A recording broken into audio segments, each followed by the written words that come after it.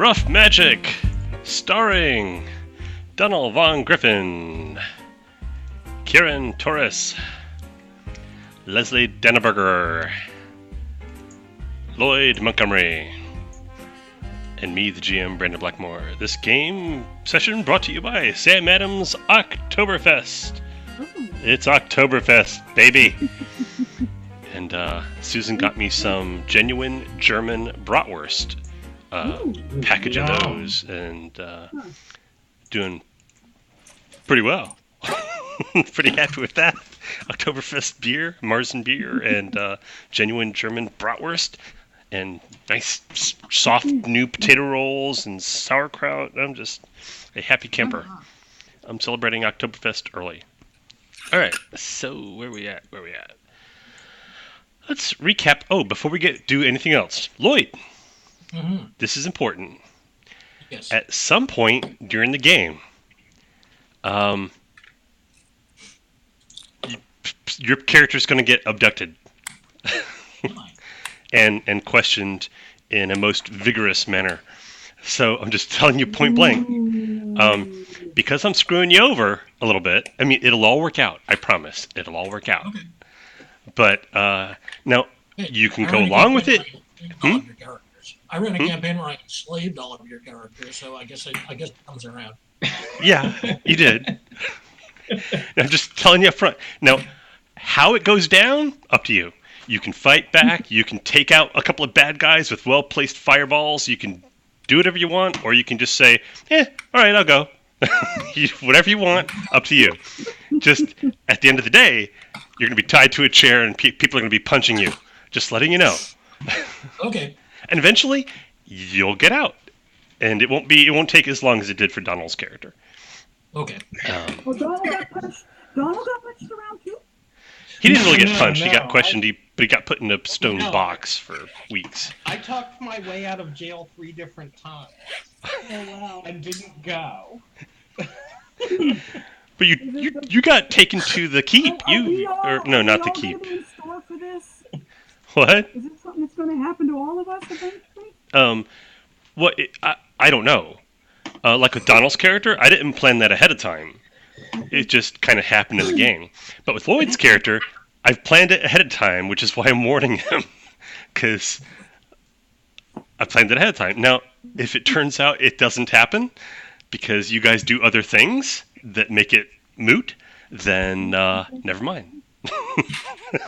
Okay, well, I guess we're going vampire hunting, huh? I'm just telling you up front because if I do that, you get a plot point. Now, if it turns out that the game goes in such a way that just never happens, then so be it. But the way I think it's going to go, the one thing that I've kind of halfway planned to have happen is Doc Celadon getting abducted, essentially, and beaten up.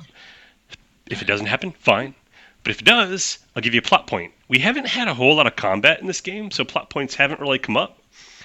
Everybody gets one. At the beginning of the game, you got a plot point. It basically lets you break the rules. Roll an extra die, or re-roll a roll, or you have something in your pocket you forgot about.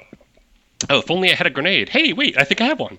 Anyway, so whatever. How many plot points do I have? Because I don't think one. I've used Everybody's got one. Okay. Unless I tell you differently, everybody starts the game with one. One. Okay. If you do something super cool, I'll give you one. If I screw you over, I'll give you one. And this is why I'm telling Lloyd about this, because I'm planning to screw Lloyd over a little bit. So I'm saying right up front, it's all going to work out, and you get a plot point. If it happens, it may not happen. So that being said, any questions about that? I'm good. All right, cool. Okay, now for our first episode of Buffy the Vampire Slayer. I'm assuming we're going after vampires. A vampire. No! Why would you think there's no... Okay, first off, here's something first off. Vampires in the... Yes, everyone knows there are no vampires in the Empire. Like there's no fairy. Okay. Yeah, they were hunted out years ago. Everybody knows this. Yeah, everybody knows that the last vampires in the Empire were burned at the stake in Romania in the 1920s, which is like 40 years ago, 50 years ago for you guys. Say 45 years ago, early 1920s. Yeah, burned at the stake in Romania, 1920s. Last vampires in the Empire. The last vampires in France? That was almost 300 years ago. So, yeah, everyone knows there are no vampires in the Empire. So, which is what makes it peculiar when there's a car and a truck collision car accident thing. The back of a truck's doors pop open and dead bodies wrapped in, would it be plastic in the 60s? I think it would actually be linen, wouldn't it? They had body bags in the 60s. They could be wrapped in did. linen. Hmm? They had plastic body bags back in World War II. All right. But in a predominantly Catholic empire, Mhm. they might still use linen for ritual purposes. I'm going to say plastic then. So, Okay. yeah, bodies wrapped in plastic fell out of the back of this truck. Turns out the bodies had been drained of blood and had 2 puncture marks on the neck. There were 5 of them, bodies in this truck. By the time the police got there and started looking, the driver was long gone. The truck had been reported stolen 6 months earlier. They found no evidence on the truck, no fingerprints, no nothing. They didn't have DNA testing or even reliable hair testing back then, so that doesn't really come up. But they did have fingerprint stuff, but there were no fingerprints or the And clues. dental records. Yeah, they had dental records, which is how they managed to identify 2 of the 5 bodies. They were both indigent. No, was it 3? No, just 2. 2 of the 5 bodies they identified through a combination of dental records and fingerprints. They were both indigent. They were both. One was 16, and the other one was, I think, 18. So they're both young, homeless, vagrants in the vernacular of the day. And yeah, the newspaper dubbed it the Vampire Murders. So it has been a big deal, big deal in Cambrai-sur-Mer for a week. That was a week ago that this happened. Embalming was done in the 60s, so it is quite possible this is somebody making it look like a vampire killing because you drain the blood out of the body before you put the embalming fluid in. Also true. So, yeah. So But they were not embalmed. And they're not involved, because, but if you have the equipment to draw the blood out, you can make you seem to know a little bit about this. How was it blood drawn out? They actually Well, they stuck a needle in one arm, and then they stick the embalming fluid in the other, and they have a pump that pulls it So out. it's in and out. Okay, that's what I thought. We had a conversation last week. I was saying air in one end, but Kieran said that wouldn't work. They push the embalming fluid in as they pull the blood out. Well, these bodies were not embalmed. They were just drained of blood. Yeah, but you can use the pumping. You can pump out the blood. Yeah. Just drain it out. It's a vacuum system. You don't have to backfill. I mean, there will be some residuals. Yeah. Okay. As long as you're draining, just if clean you're them out. draining, if you're draining them from the neck, you hang them upside down and vacuum it out. Or All the just blood. let it flow out. I mean, if you put an anticoagulant at the site of the injection, you don't even need to vacuum. Okay. So Yeah. If they're alive while you're draining them, you can keep draining them till they're dead. Yeah, exactly. That too. if they were alive, they Yeah, but wouldn't on be alive. any of these processes, though, you're going to have a head full of blood. Which essentially Or is something. okay. At some point, Leslie, the PCs went to the morgue and met with the graveyard shift medical examiner, a Dr. Martin, and we're refreshing people, so I'll show you this guy. Doodly-doodly-doot. I'm not saying this stuff in order, so it's just coming up as we're talking about it. At one point, you went to the morgue, met Dr. Martin. Here he is, friendly guy, all kinds of charm, and not creepy at all. And Not in the slightest. for a small fee, he let the PCs look at the dead bodies. They had been drained of blood. There was nothing pumped into them. And according to the autopsy report, their heads were full of coagulated blood. So they appeared to have been hung upside down. There were ligature marks on the ankles, et cetera, et cetera. There were 2 puncture marks on the neck, one into an artery, the other into a vein. if I'm saying that right. Anyway, And it was mechanical. so there's That that. guy looks an awful lot like the actor who played Loki. Well, it's not. Wilson? He actually played a medical examiner on a show called Crossing Jordan back in the 1990s. Oh, okay, I know the show. Oh, yeah, I remember that show. Well, vaguely. Well, this is the picture from him from that time. He's clearly much older now.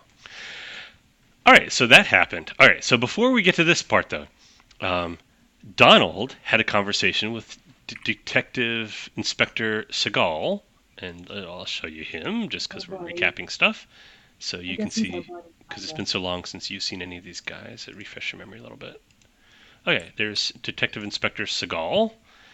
He was complaining to Johnny Diamond because his bosses are insisting that he investigate this as though it is actual vampires. Detective Seagal thinks that is absurd and they're setting him up for failure. He thinks magicians are behind it, because who else drains blood out of bodies other than evil magicians?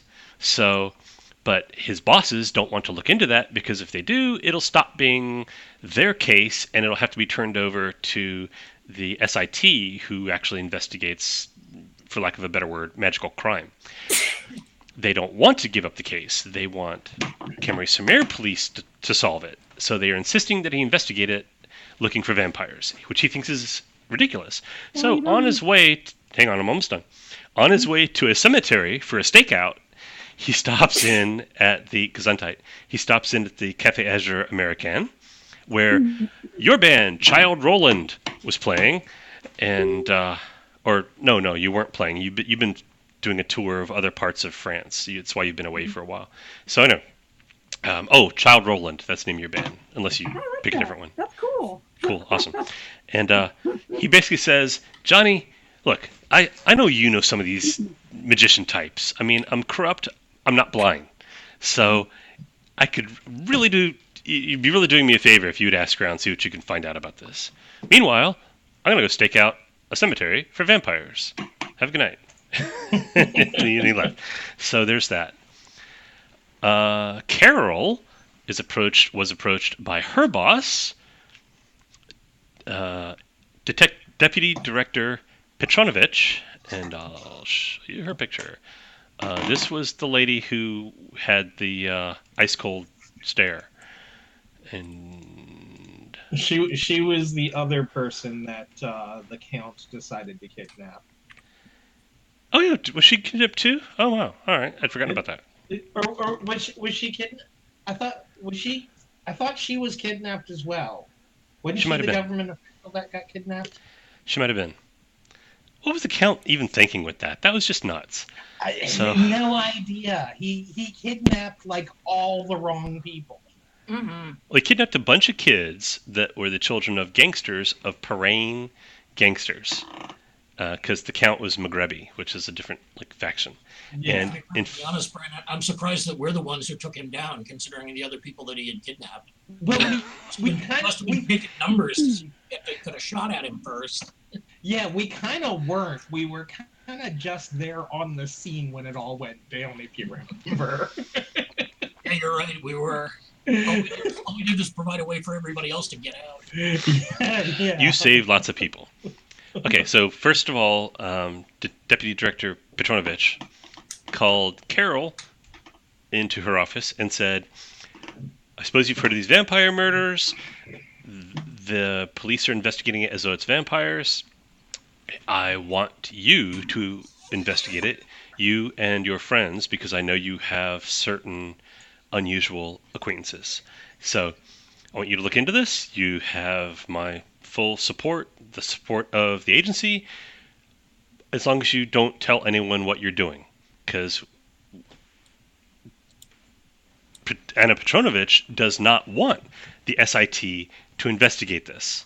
Because if they do, she didn't explain why. She just said she didn't want the SIT to investigate it. She wants it solved by the police as soon as possible. But she doesn't think that they're going to. So she wants Carol and her strange and unusual friends to go and look into it on the books, being paid by the agency, full agency support, clearance with her boss, because Anna Petronovich is her boss's boss, but basically you're just investigating a matter for the director or deputy director, and Carol said, "Okay." Let's see. I get to do it above board for a change. Woohoo! Because as the deputy director knows that there are no vampires in the Empire, haven't been for decades. However, if they keep looking for them, which actually she never did explain why she doesn't want that to happen, but she doesn't want it to happen. So you just got the impression that she just wanted it ended as soon as possible. Meanwhile, Doc Celadon was approached by a young woman who knocked on his door, and he learned she was actually not a young prostitute looking for youth potions. She was, in fact, a vampire. I made an animated GIF. Isn't that cool? Mm-hmm. So... But it doesn't have the other. Yeah, there it was. Yeah. So anyway, Yeah. Dominique Lefine. And Dominique Lefine... Linda is saying hi to you guys. Hello! Hi, everybody. Hi, Linda. Hey. So, Okay, so send me last. Mhm. Oh, God.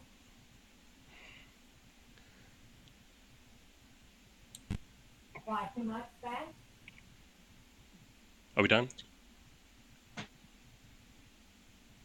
Okay, so Dominique Lefine revealed to Doc Celadon that she was, in fact, yes, a vampire, and that there are other vampires in Camerismere, and they really, really, really don't want the police to keep looking for vampires, because if they do, they will find them.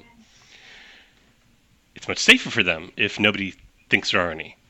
However, she swore up and down that vampires did not kill those people. They didn't do it. So, please help by finding who did do it, so that the police will stop looking for vampires. So, 3 different people approached 3 different PCs asking them to look into this. well, Then- the reason I was saying is it doesn't necessarily have to be a magician. It doesn't necessarily have to be a vampire. It can just be some nut job serial killer who knows how to drain blood out of people.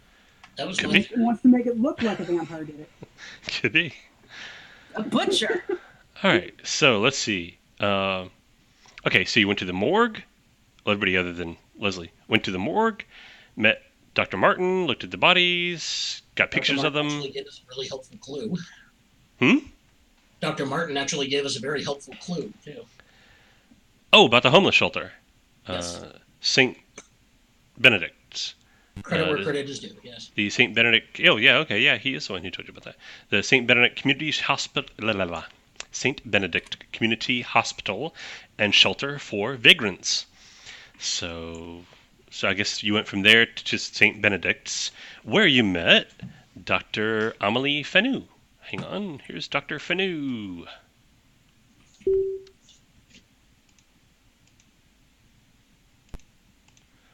Dr. Fanu. Oh, I know her. Well, it's Glenn Close, Yeah, sure. so she's Perfect kind of choice. famous. Yeah. Now this Doctor for Vagrants has not been in any film or on stage. That's the difference. That's correct. She's actually a nun. The Gallican Catholic Church actually operates. Well, it's actually a particular. What do you call it? Not a monastery. An order. A religious order. Like actually Yeah. runs the St. Benedict's. Like the Sisters of something. Yeah. Well, it could be a convent. It could also be a monastery, depending on which branch of which part of Christianity they get their orders through. Well, in this case, St. Benedict's itself is There are a lot of nuns in monasteries. okay. And then there St. are Benedict's convents, is- which are totally different. Okay. St. Benedict's itself is not a monastery or a nunnery. It's simply a hospital, but it's actually operated by the Sisters of something something, which I don't Right. care to make up. So, I'm going to go with Poor Clare, sure. the Poor Sisters of St. Clare. Okay. And that's who actually... They're the nuns branch of the Franciscans. Terrific. We've got the And- Sisters of Mercy convent up here. Cool. Yeah. It was right next to the hospital I used to work at. Cookie. Sisters of Mercy, really. Yes, usually a staff. I've heard of several Sisters of Mercy. Yeah, including the heavy metal band. I It's wouldn't call them heavy metal. Well, okay. Uh, Can we at least call them metal? no, they're I like mean, a they're- goth band. They're not as rock and roll as Metalhead. Or Anyway, as Motorhead. so Dr. Fanu, who is a nun, although she dresses pretty much like the picture, a black coat and white shirt, and she actually dresses in an atypically for the era mannish style. She doesn't dress like a nun at all, Okay. but she basically is a black suit jacket and black pants and white shirt, which is really shockingly androgynous for the day. And the fact that she's a female doctor is itself pretty shocking because there really aren't many. Medicine is extremely an old boys club. In fact, if you haven't gone to medical school in Paris, specifically Paris, you're basically not a real doctor as far as the medical establishment is concerned. So, it's a little background there for you. Anyway, so Can I make one more joke? one more, just one. She doesn't often get into the habit. Okay. Anyway. Kieran, break him. So you talked to her. She was very forthcoming. She identified all 5 of the photographs you have, told you who they were, when they came in, when they left. She was not evil. Not Okay. as far as you guys know. She might be the mastermind behind all of it. But as far as you guys know, she identified everybody, told you when they got here, when they left. She told you she'd tell her staff to cooperate with you fully, and that she was horrified that people had come there and then later been killed. That was just horrifying. So, you introduced yourselves to her, but you did not give your real names, or some of you. I know Dr. Celadon made up some, Professor Ersatz from the Municipal Police Investigators Union or something. I don't- I did not say anything specifically. I merely told them that I was working with the police. Oh, okay. You are. You Is tell it an me. outright lie? Oh, wait. No, I told them I was working closely with the SIT. Carol showed ID papers. That's who showed ID papers. Did Johnny Diamond introduce himself as himself? I don't think he introduced himself. I think he just kind of hung back. Okay, yeah. I think Carol was the one who identified herself, and for what it's worth, Carol was the one who had most of Dr. Fanu's attention, To be expected. which is I was uncommon. asking questions, yeah. I was asking technical questions. Yeah, and she'd answer them and then look back at Carol. Right. So that's an uncommon reaction that Carol would have probably noticed, that when she's in a group of other dudes, or she's a group of dudes, she's usually not the one people are looking at and treating like the one who's in charge of the thing. So, another fun fact. Alrighty, where are we? Are we all caught up? Is there anything else you guys want to tell Leslie until we get rolling? I think that's it. I still haven't mentioned anybody that I actually have clients who are in fact vampires. That's a secret. No, well, that would be ridiculous. Everybody knows there are no vampires. Now, I do have a question, Brendan. Out of What's your character. question? Does the fairy court know that vampires are still alive? You don't really care. You don't really care? Okay. No, it's like it Some doesn't really people affect you. breed a human. Yeah, it's like asking an ornithologist who studies birds. Did you know that a particular species of grasshopper was not in fact extinct, and the ornithologist would go, okay, Okay, so I'm just curious. doesn't Yeah. really affect me. I don't really care, but nice to know. Thanks for sharing. So Theory Thought they were probably- extinct. Guess or not. The court of Theory probably thinks that the vampires are extinct in the Empire. Okay. To the extent that they think about it at all, yeah, probably so. Yeah, exactly. Yeah, if you asked, you'd probably get the party line answer. Yeah. Well, the thing is, vampires don't drink fairy blood because why would they? Because it's not food. So, Right. but there's no like historical animosity or anything like that. It's just Okay. you're two circles that don't overlap. So humans would be the middle circle, and they both overlap with you, but it's just not really a connection. So Okay. Just curious. okay. So last thing that happened, you talked to I think Dr. Fanu. Talking to Dr. Fanu and looking around St. Benedict's was the last thing you guys did? Yes, we were still there when we wrapped up last time. Okay. She'll call one of her helpers, people who work there, staff. She has stuff to do.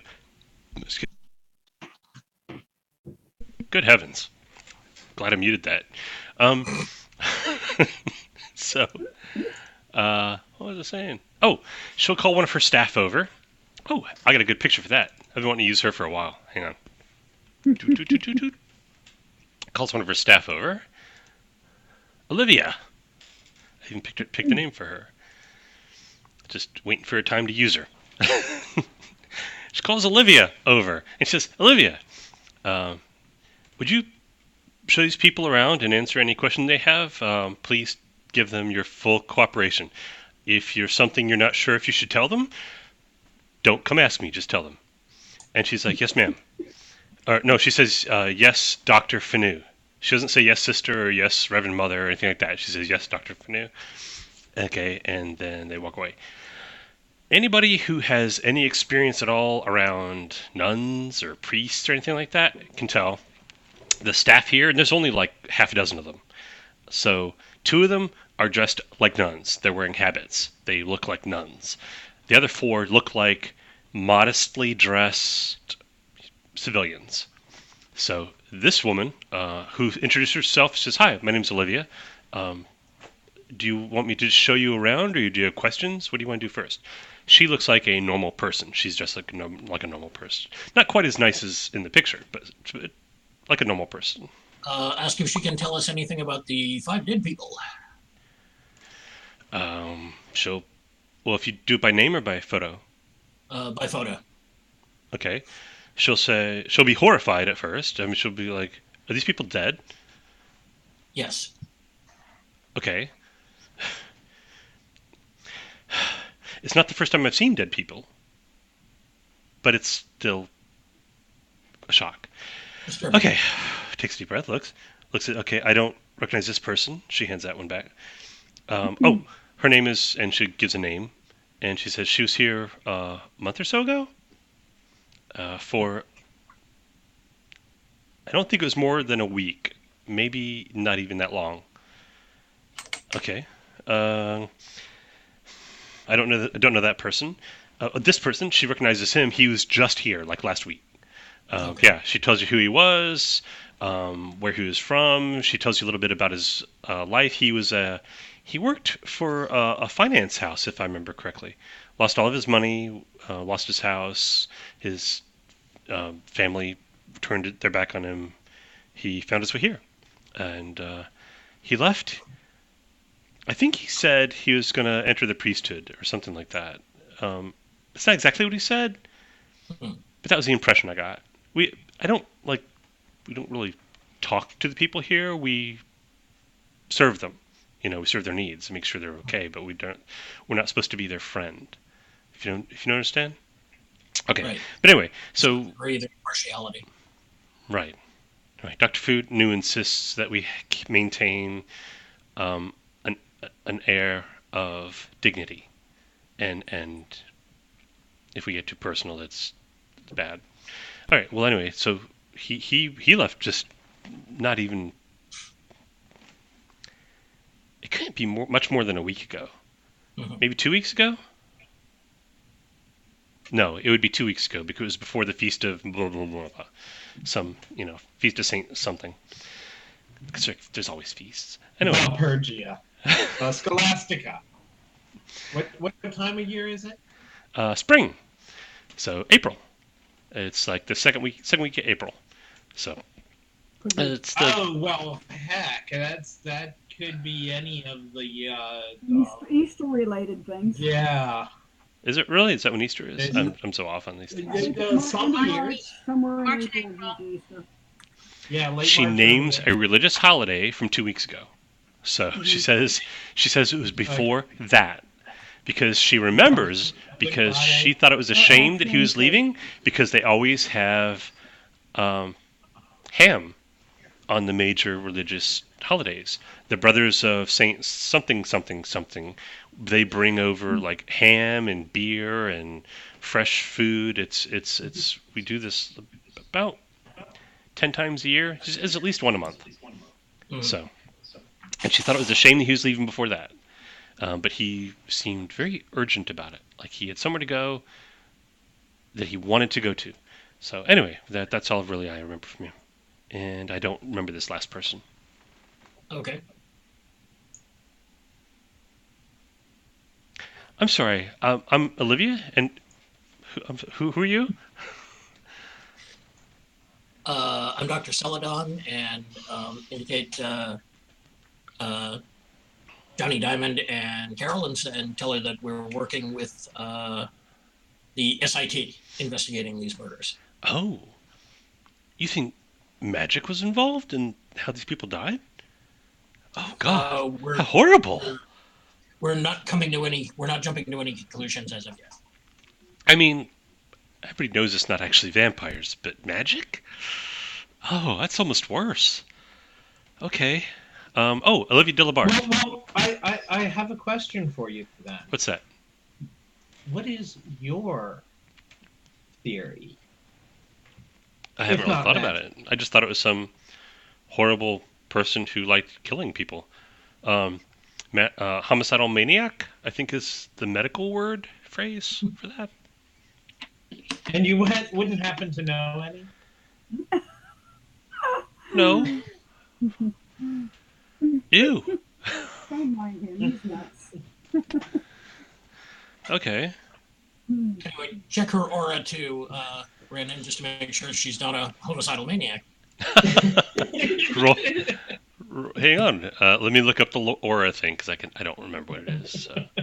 Okay, it's charms. It's scrying. It's like the aura dealy. Where did I put that?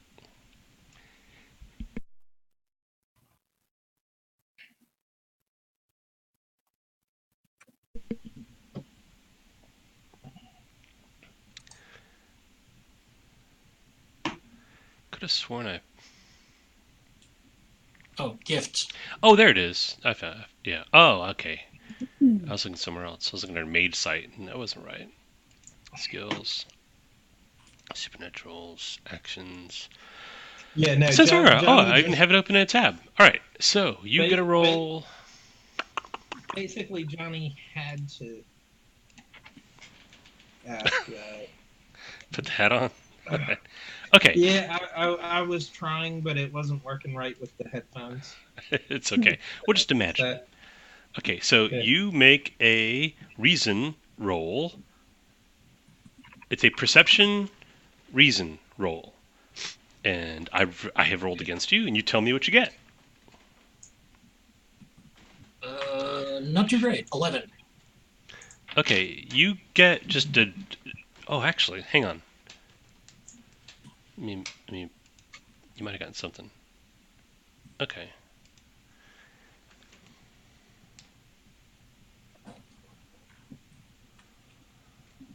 power's not involved in that, huh? Oh, it's a gift. Oh, okay. I suppose I could cast a spell that did the same thing. It'd give me a lot more dice. You could, but she'd know you were doing it unless you made it harder. Right. Okay. Yeah. Um, blue. You get a soft, not particularly warm or cold, but just a general like neutral blue. Indicates calm and focus. Is a strong indication of clarity, truthfulness, and an intuitive nature. Okay. So there you go. So I was right to ask her if she knew any, because if anyone, you never know with these intuitive people. Okay, so if you don't have any other questions, would you like a tour? Yes, please. She gives you a tour. The bottom floor is where they have like a common area where people can read books that have been donated, or it's also where they have the dining room where they serve the meals, and that's where Dr. Fanu's office is, and yeah, that's all there is there. And then one floor up from that, there is the one wing is where people sleep, and the other wing is where Dr. Fanu's doctor office-y sort of things are, and there's some beds up there for people who are sick enough they can't walk around, and there are a couple of people up there. One of them's for drug addiction, and they're strapped down until they're not high anymore. That's not the word she uses. I don't really know what the 1960s word for stoned out of your mind would be, but that's what Stoned somebody out of your is. mind. Stoned Yeah. out of your mind. Yeah. I think about right. They're waiting for Stoned. the poison that they've taken to wear off, is how she puts it. She calls it poison. And then we'll try to get them to resist that with prayer and a drink that Dr. Fanu has a certain combination of chemicals. Methadone. It's called methadone. I think that's So, what it is now. She's going to help them, wean them from the opium or whatever other poison that they've been taking. And then somebody up there who's got like a broken leg, and they're in bed with a cast on their Oh, leg, they're that kind of pretty thing. cool.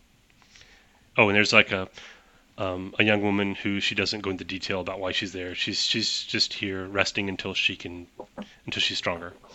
So that's the second floor, which is people sleeping over here and medical stuff over there, and that's really all there is.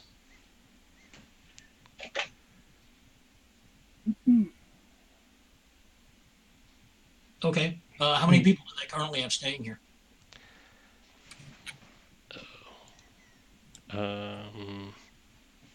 21. 3 in the medical beds and 18 in the beds. Okay. Which is just one big room with a bunch of little single size beds around the walls. Okay, now the guy that she thought was going to take orders. Mhm. He's one of the names that that the police identified. Yeah, I asked if she has any idea who he was associating with while here. I don't know. I can ask around, see if anyone remembers him. Or you can, if you like, because I'm tight. I was told I think that to give you free reign. If you like, we can go ask everyone. There's only so many people. I'm willing to ask around. I would like to ask around. Okay. Well, do you want me to stay with you, or do you want me to leave you to your own devices?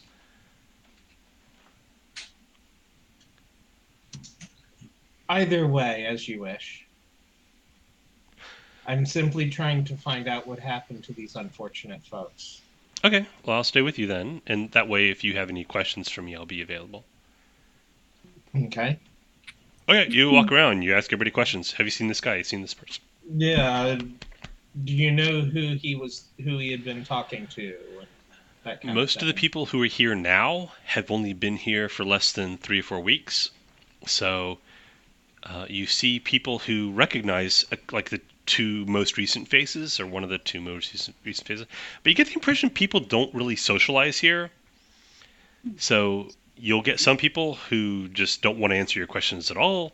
Other people, they'll resist, and then you'll say why you want to ask, and then you show them pictures. Says, yeah, I remember him. We didn't really talk. I think his name was John. And that's pretty much the quality of the answers you get. Okay.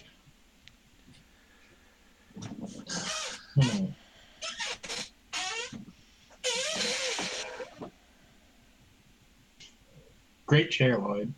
Thank you. Took me forever to get it to do that. Yeah, I can't think of anything else that we need to take care of here. Can you?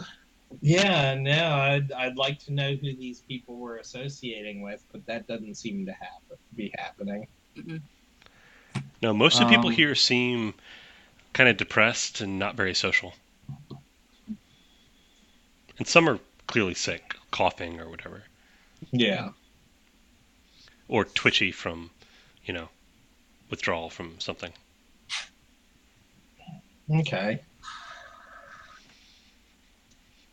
Okay.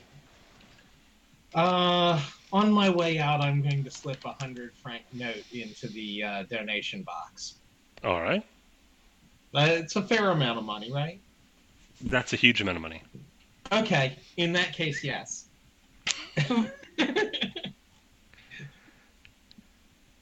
Okay. Great.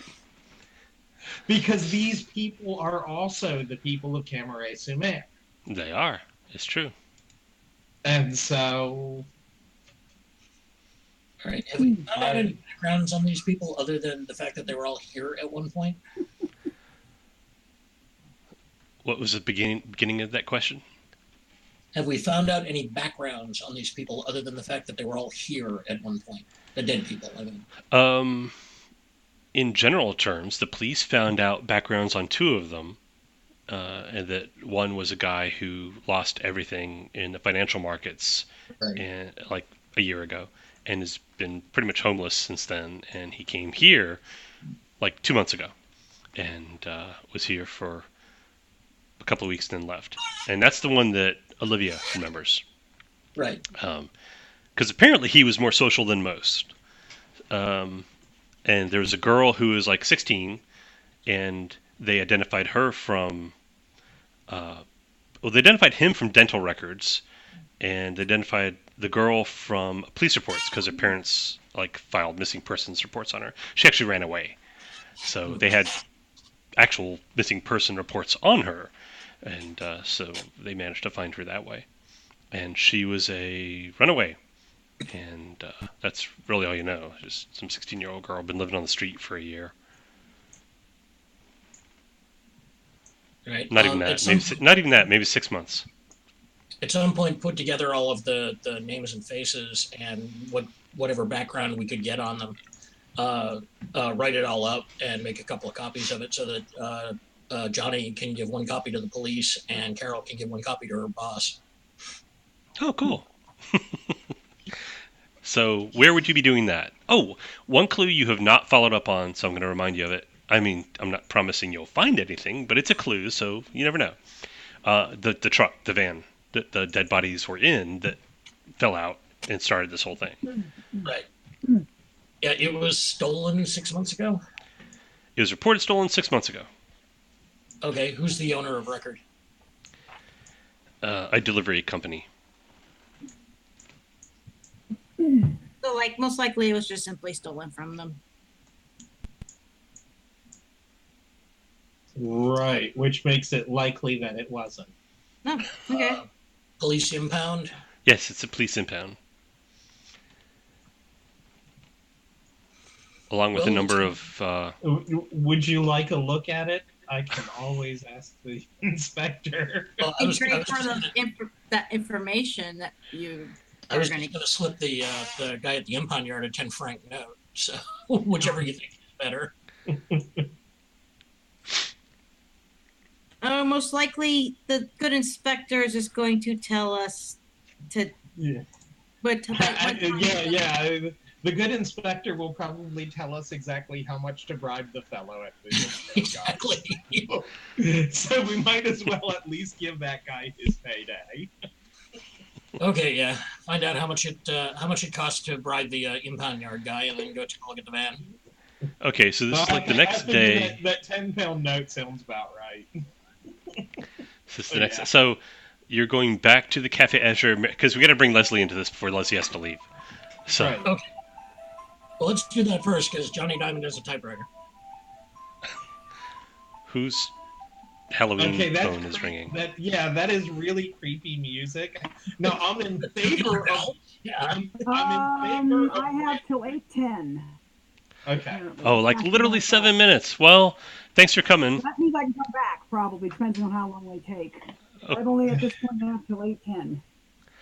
All right. Well, you come back Which to is Cafe 7 Azure minutes. American. You see Leslie, whose band has just finished playing. 9:10. Oh, you have an hour and 7 He minutes. just, Oh, he that's a just different story. started. He just started. It's supposed to take an hour. So, but he said he'd be back at the office at 20:10. That's military time, which would be 8:10. He probably meant 21:10. He'd have to, otherwise you'd have to leave now. Yeah. So- Yeah. In any case, what do I want? Mhm. I have all this Halloween candy I bought. Tubular bells. You might want to go ahead and text him and confirm. That's a good idea, That- actually. Yeah, text him. That's in 7 minutes. Did you mean 21:10?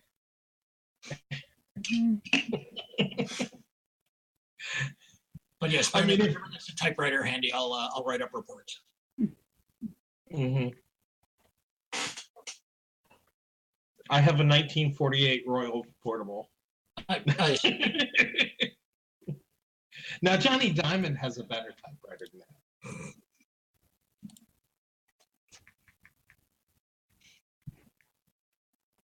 Actually, Johnny Diamond, no, he wouldn't have a Royal. He'd have an Underwood, but then he would have a different typewriter for typing in French. Accent to characters. What were these people just? They were just wrapped up in body bags or shrouds, right? They didn't have any personal items on them or clothing or anything like that. They were naked and wrapped in plastic. Hmm. Not a special kind of plastic, like the kind of plastic that comes on, like big rolls, like butcher paper, except plastic. All right. Yeah. So you're back at Cafe Azure American. Doc Celadon's back in Johnny's office typing up reports with Xerox, not Xerox, with carbon paper. Clack, clack, clack. Because he's got to go through like 2 carbon Actually, papers. if you type them up straight onto the carbon paper, I can go ahead and run it through the mimeograph. Fine. And Depending on how many copies we need. I hate that mimeograph smell. Yeah, they're like Xerox machines. I remember I remember mimeographs. I mean, I was a kid in elementary school, but I remember them. Man, I'm so annoyed. I was 10 minutes too late to pick myself up a working mimeograph machine about a year ago. Oh, I had one at one time. Back when Is that I was working at HD Oliver's, they actually had an old one that they were trying to get rid of. It was the size of a desktop. It was like 3 feet wide, like 3 feet deep, and weighed about Yeah, pounds. Has big wheel drum that the paper Yes. goes around. yeah, no, this one was like yay big. It was one of the portables from a school. Okay, this was not affordable. Well, It was okay, by portable, I mean only about 20 pounds. That it only takes 2 people to pick it up is what portable means. Well, no, portable. Anyway, moving on. Let's move on. Let's move on. Let's move on. on. Leslie's time is running out. Moving on. Okay. So, Doc Celadon's typing stuff up. Johnny Diamond's working the mimeograph machine. Carol, that's boring. So you want to go out front and listen to the band play? Oh, hey, Child Roland is back in town and they're playing. Yay! So, and then they finish. You can talk. Go ahead. Carol and Leslie. Except that That's your cue. Talk. I'm waiting for Leslie There we go. Well, the problem is that he's not answering the text and he's not answering his phone, so he can be there now. I don't know. We'll find out. I'm sure he meant I'm going to assume 9, it's 10. 9. Yeah, he said an hour. I assume he meant 9. So It takes an hour to run the samples, so if he's just starting them, it should be 2010. Yeah, if he means he's just leaving to get to your work for this, then Unless he'll have he's- to let you know. unless he sent the text an hour ago. No, he just sent it. Are you sure? Yeah. Yep. Because I get texts from Susan all the time after she gets home that she sent from work. So Mine usually tell me though that it's like, oh, it He sent booted. it at Oh, 83. He sent It oh, still okay. tells Yeah. me. All right. It's got the timestamp. So there you are. Band's finished playing. Waitress brings drinks, etc. Hey, anything exciting happening? Been away for a while. Yeah. Know anything about them? Just fast forward, and that's what we've been doing. So go Yeah. ahead. Okay, wait a minute. They still exist? Apparently. Maybe. Okay. Oh, well, that's right. You got the clue in on that one from Lloyd. Anna. Character. What? Yeah, Doc Celadon actually met one. Oh, I have not mentioned it. I have not mentioned that I have a client that's a vampire. Oh wait, yeah. Sorry. The Sorry. fact that vampires exist, that's a secret. Only Doc Celadon knows Okay. that. Oh, sorry. I'm Never mind. sorry. No, My mistake. I should have stressed that more clearly. I thought, it's like, the real, don't, who knows? At this point, hey, they don't say you're real either, so. yeah, that's true. Could be. Or could be So, somebody pretending. yeah, it could be somebody free. We don't know, but we gotta go about it without any assumptions. And just solve it. So what's your next step? Well, I think we were gonna go check out the van. That they were Well, we found. don't mind. We're done for the night. Oh, of course we wouldn't. I wouldn't mind. It's always good to have you along. Okay. This could be interesting to find out if there's real vampires. Not that I want to meet one, but could be interesting. Everybody knows there's no vampires left in the Empire. Says Johnny Diamond, who just walked out of the back holding 3 sheets of mimeographed reports. 3 sets, I mean. Yeah. One set gets placed on the table in front of Carol. Yeah, I'd only give him 2 sets. I want to keep the third for myself. Okay. In that case, I'm going to run off a 4th because one of them's for the inspector and one of them's for my records. Oh, okay. Good. Then Gotcha. by all means. So let's two sets stay in the office for now. All right, Alice. Looks like I'm starting a file. All right, you want to go talk to the nice guy at the impound yard? Sure. I'll cover the bribe. Make sure you get a receipt. Oh, of course, petty cash and all that. Well, if not, I'll just count it as a consulting and get one of you guys to write me a proper receipt. Johnny goes ahead and writes a receipt anyway. Yeah, well, once we know how much it is, 10 francs, 1 bribe. Oh no, I left that part blank. of course. I'm sure your accounting department won't mind that the amount is in a different handwriting. Or I just hand it back to you and tell you to write it. It reminds me, I saw a show on Netflix, or it might have been Amazon, the other day. I've only seen the first episode. I'll skip past the boring stuff. This guy it's set in a spy agency in France in the 1960s. So, I've been wanting to watch that one. That oh, looks you good. know the one I'm talking about. Okay. Yeah, a very special, a very secret service. Yes, a very that was special it, yes. service. Yeah. Oh, Although that's not its name in French. Its name in No. French is slightly different. So anyway, the funniest thing, there's people at a table, and there's a guy. There's a spy here, and there's a spy there, and then there's the guy they're reporting to, who is looking over their expense reports. And this guy says he paid like 10 francs for something for a hotel room. And the guy who's looking over expense reports is giving him a really hard time about this. And it's just basically because he doesn't have receipts. He's like, and what about this? He's like, 17 francs for such and such. He's like, yes, well, I had to pay such and such. He's like, so where's your receipt? It's like, I don't have a receipt. It was a bribe. It's like, well, I still need a receipt. So they're having this huge argument, right? And the guy who has submitted the forms, he's like pacing back and forth and smoking like a fiend. And it's like, oh, fine, well, why don't you go back and you take all of this? Thunk is like, and when you have the proper paperwork for this, come back and we'll talk about this again.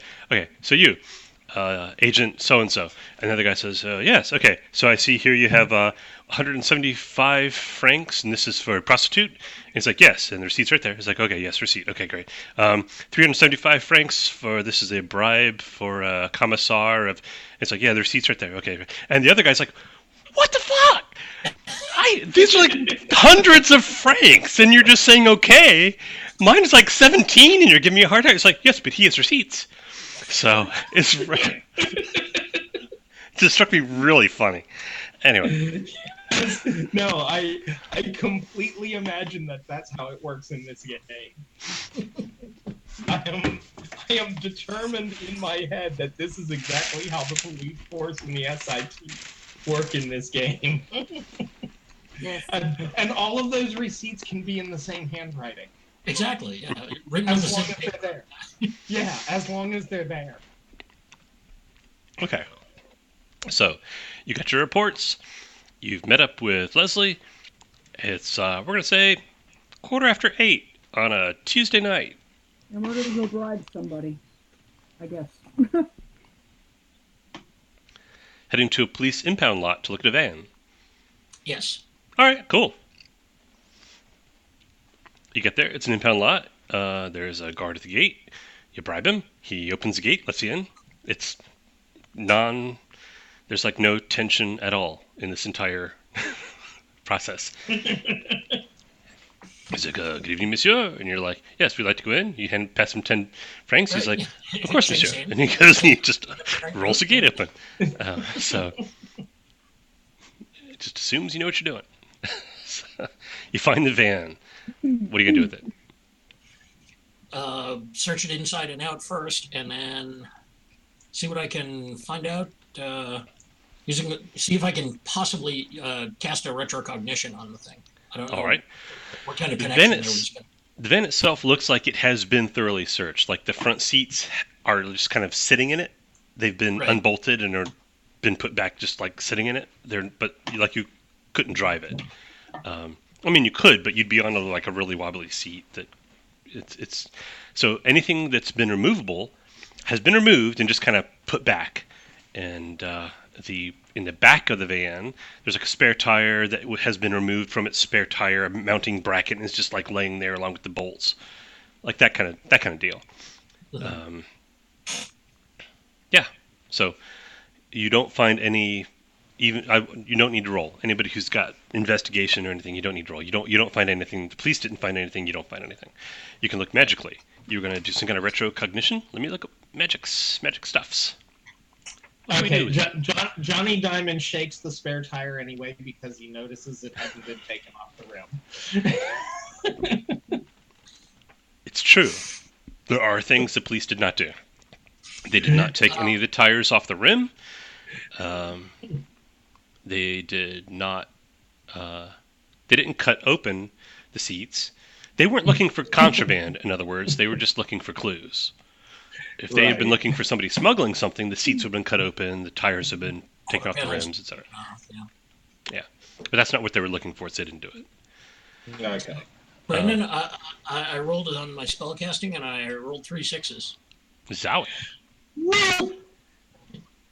So that's a 28, I think. Okay, hang on. I gotta roll against you. We get a 6 plus it's in the past, so it's a 3.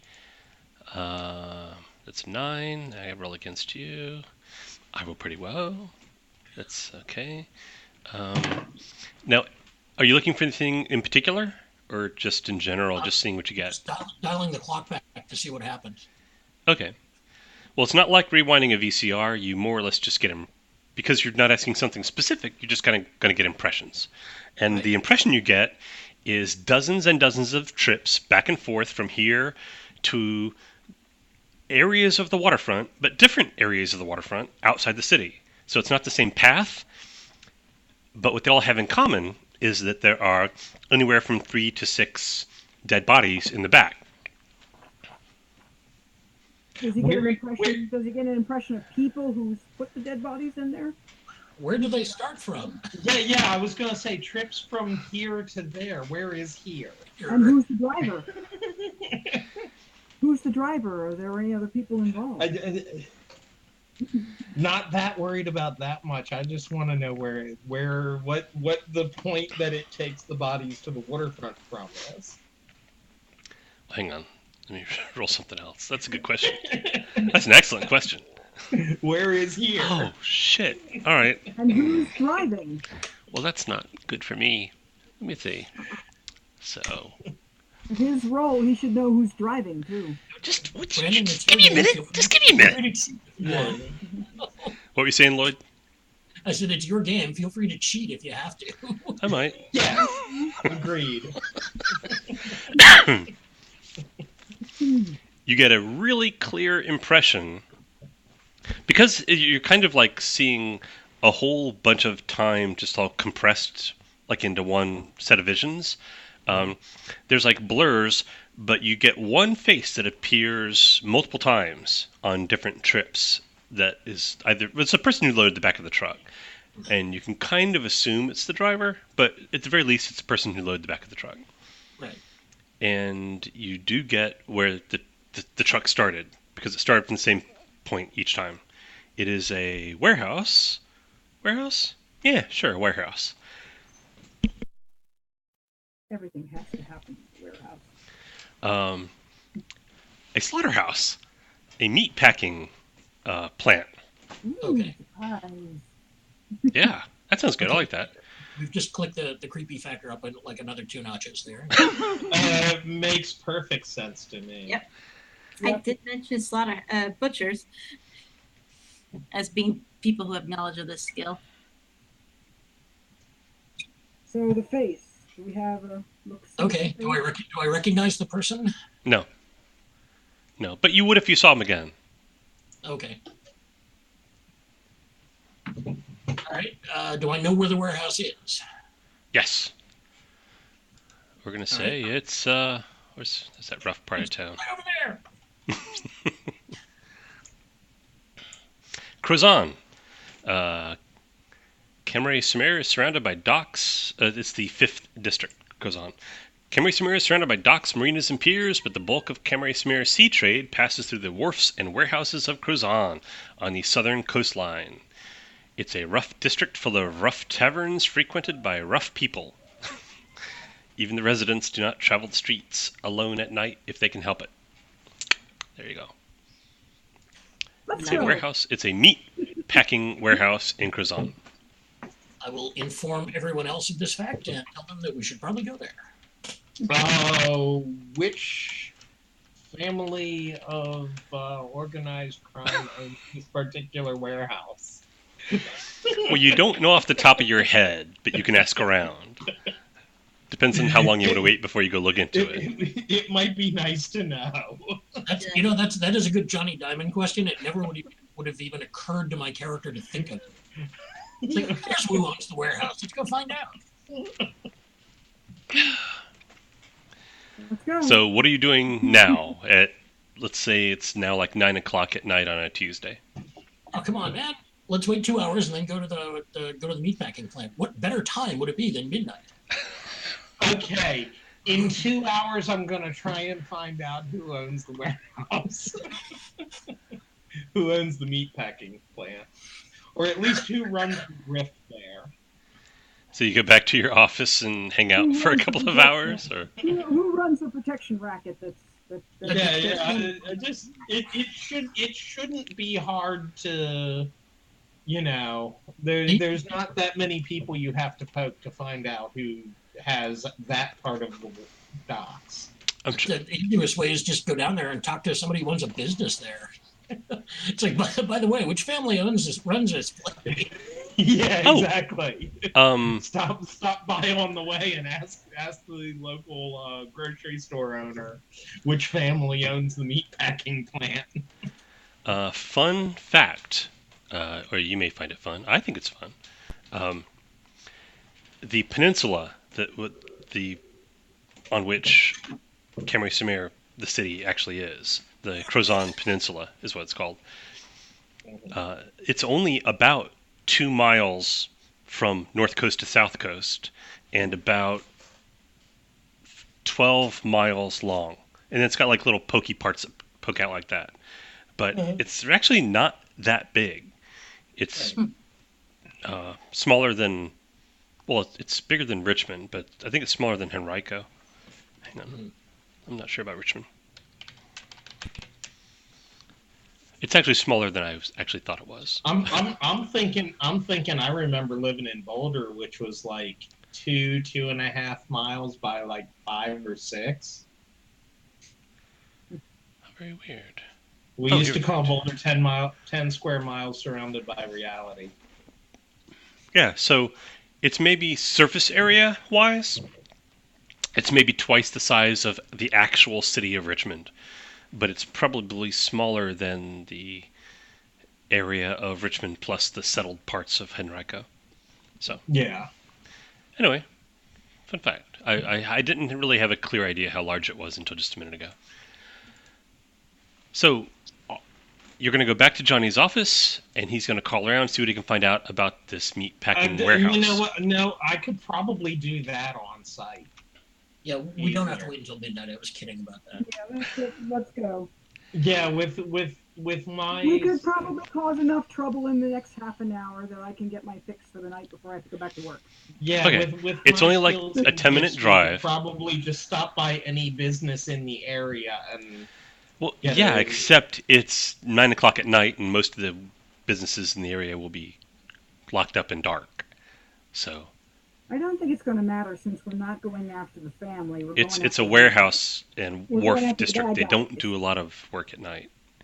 Yeah. So we're going after bad guys. We don't have to bother the crime syndicate. I just want to give a quick poke just to make sure it's not someone who should be informed of this. Like if it's Bernadette. Yeah, that's a different reaction than if it's, random guy. It could be the Egyptian. You don't know. It could be the Egyptian. If it's the Egyptian, we have a totally different method of going about this. In addition to his hobbies, he is a top tier preying gangster. Mainly in imports and exports. So.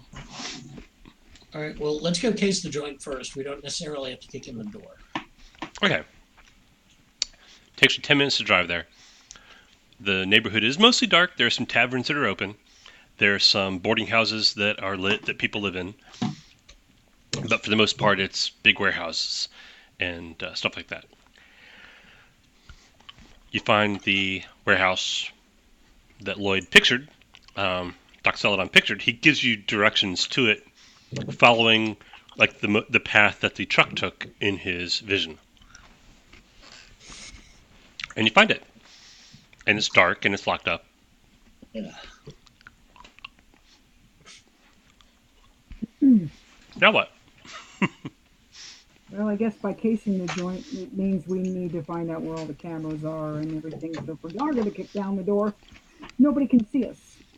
All right. Cameras outside really aren't a thing. Here's a procedural question for Johnny Diamond. If you were to tell the police inspector that this is the place where all the bodies originated from, what do you think how do you think he'd react? Would he kick down the door and start searching the place? Probably, but would it be to any advantage? If they find one piece of evidence there, then it's certainly going to advance the case. Mm-hmm. Yes. You make a very good point. We should put this in, we should type this up to the report, and then I should deliver that report to him. Okay, well then let's go ahead and give the information to him, and see if he can, put together a raid or a search on the building, and let him do his thing. Yeah, but that doesn't necessarily bode well for the group out of character, it wouldn't bode well for the group you're working with, Lloyd. All they want to do is make sure that vampires don't get fingered for it. Oh, okay. So yeah, my job for them is actually pretty easy. All I have to do is point the finger at somebody else. Oh, yeah.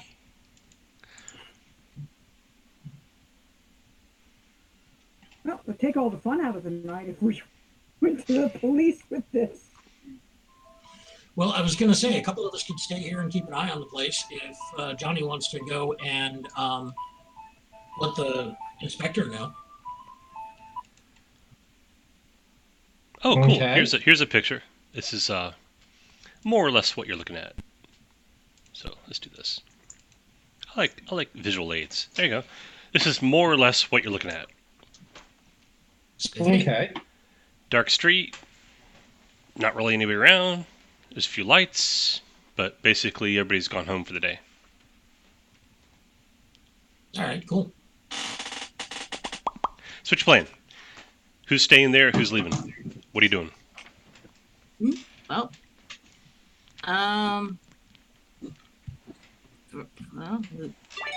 what do you guys think? Leslie and I can stay here if you guys want to go drag the inspector out of bed. Yeah, we'll stay here. Yeah. Okay. You two are more believable and reputable than the two of us. Yeah, good point. Well then. So Brennan, Leslie, and I will stay here while the other two go and get the inspector. Okay. Where do you go for the inspector?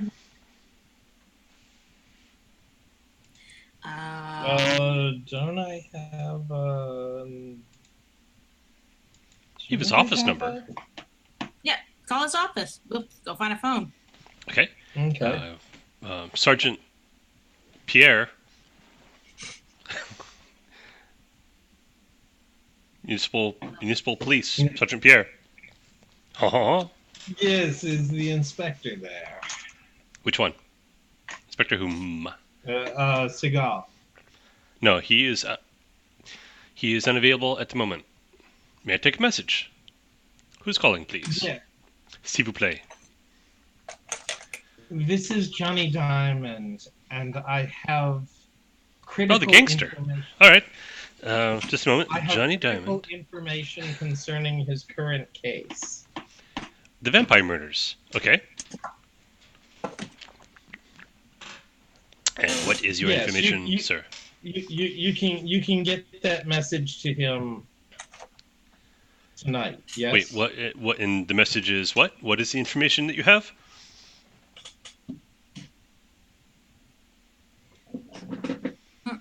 Monsieur? That Monsieur? I have critical information. Well, yes. What is the information that you have, Monsieur? I shall pass it along to him. Tout de suite. I have a 8-page, you think? How long was this report? At least 6, or at least 5, because there were 5 bodies. Yeah.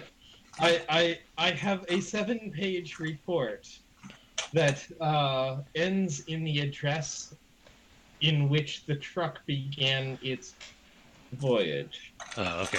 Would you be able to bring this by the station, Monsieur? We are open 24 hours. We are the police, after all. I Suppose I could, if you don't mind whoever's at that place getting away. Oh, this is an urgent matter.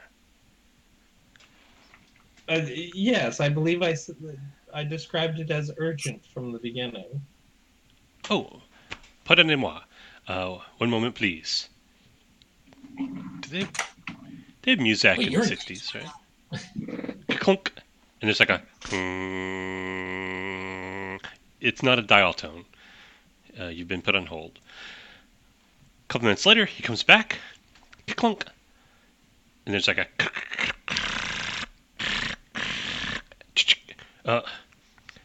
Hello? Hello? Monsieur Diamond? Hello, Inspector. Huh. I am at the radio desk now, and I'm going to call the detective. And we shall see what you see. And Very you good. hear a voice that's a little bit distant from the phone. He's like,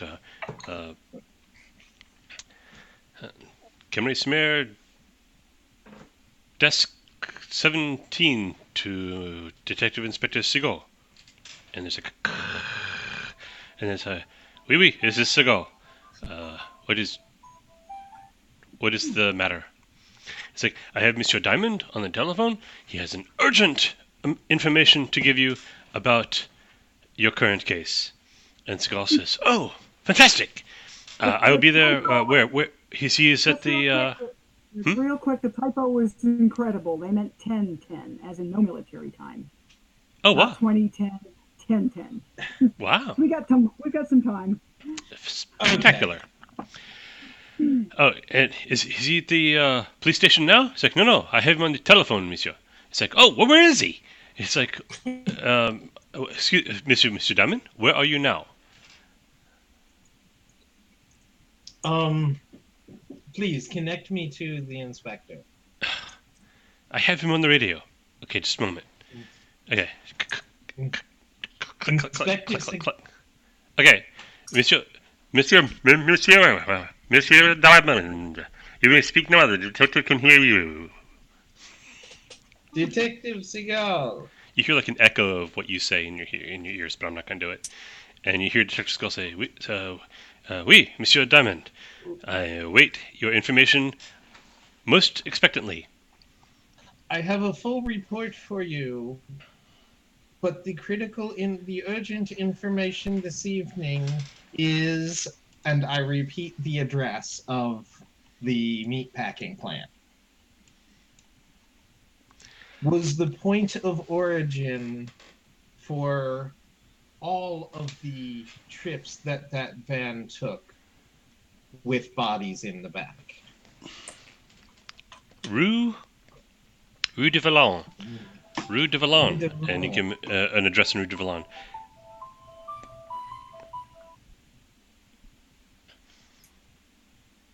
Merci. Spectacular. Thank you. Thank you for your assistance, Mr. Diamond. Should we maintain observation while you get down here? Sure. Oui. Thank you for your cooperation, citizen. Just stay where you are, and we will be there as soon as we can. And you hear him before he even... Actually, it's a radio. He's just got to hold it. So anyway, yeah. So the radio goes dead, and then the desk sergeant comes back and says, "Okay, Monsieur Diamond, you heard all of that, yes? So please stay where you are. The detective inspector will be with you as soon as possible." Thank you. I appreciate all of your efforts. I do apologize for requiring such extreme services. Not at all, monsieur. I completely understand, and thank you very much. Is there anything else that you needed from me tonight, monsieur? Not tonight. I hope. If there is, I shall call you back. Spectacular. Have a good evening, monsieur. Click. All right, so you're done. Yay. Where were you calling from? Payphone not too far from the Yeah, I figure down the street. Meanwhile, at a payphone not far away. All right, great.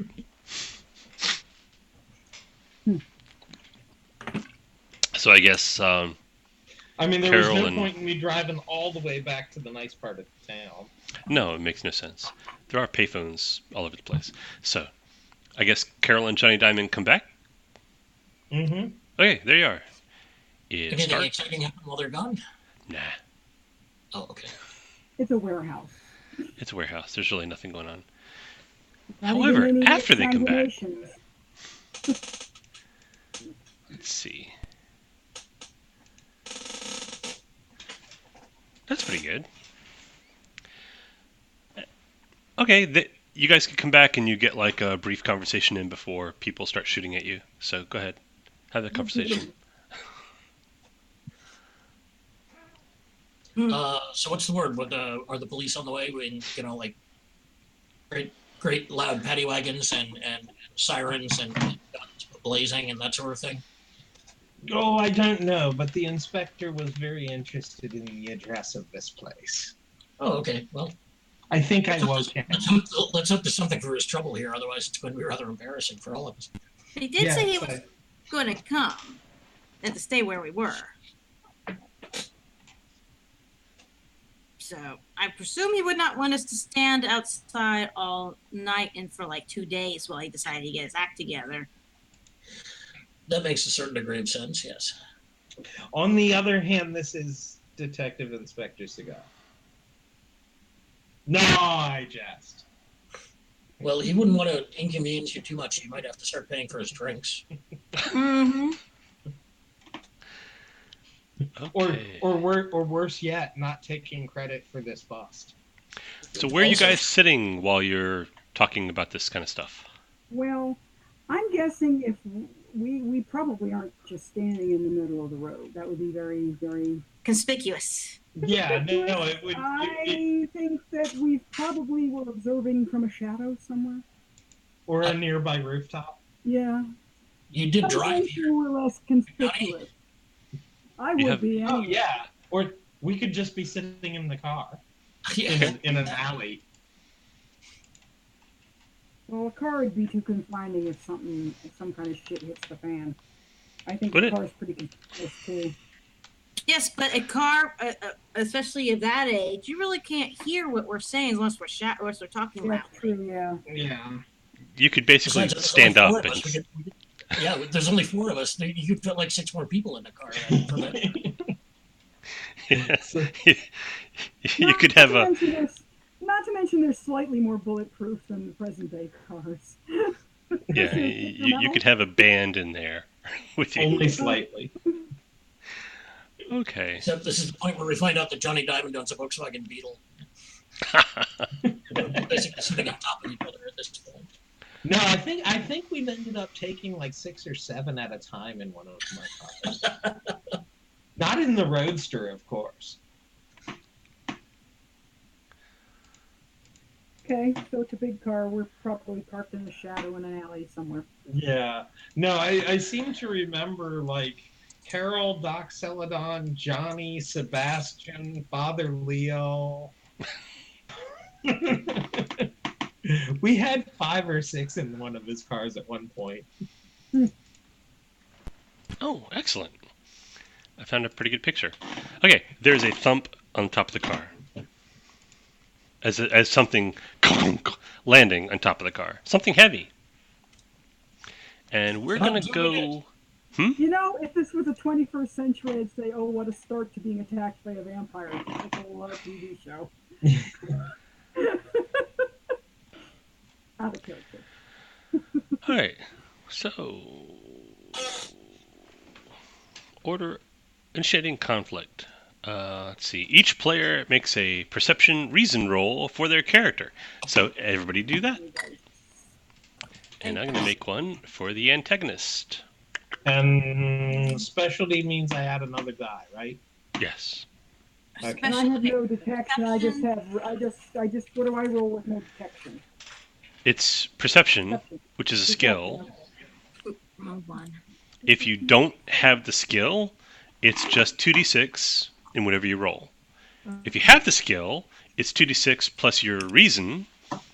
If you have a specialty, or I'm sorry, expertise with perception, you roll 3d6 plus your reason. Okay, well, I'm without my reason. My total is I am 10. unreasonable. I'm glad I wasn't the one who said that. I rolled a 14. I rolled a Oh my 10. goodness. Math. I rolled a 14. You too? 19. Well, isn't that something? What do you got, Leslie?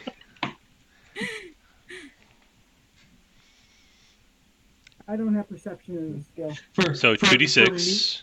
me, if I rolled 3 1s, I'd have a 9. So Roll 2d6. Leslie, what you got? I did. I got 10. 10. Well, if it makes you feel any better, you go before the bad guy. So, That's nice. That's good. because the bad guy has perception and still rolled less than you. So, Oh, dang. okay. Rolled a 1. Because the bad guy, rather than immediately attacking you, landed on your roof first, bad guy does not get surprise on you, so we just roll on. So Johnny, gunk, something heavy landed on the roof of the car. We're going to say Johnny's in the front seat because it's his car. Who else is in the front seat? Johnny? You and Carol left together, so I imagine Carol's in the front seat. Make sense? yes, Okay, yeah. so Doxeladon and Leslie, back seat. Mm-hmm. What you doing, Johnny? Did it land like on the front seat area, on the back seat area, or like spot in the middle? Spot in the middle. Spot in the middle. Heavy, whatever it was.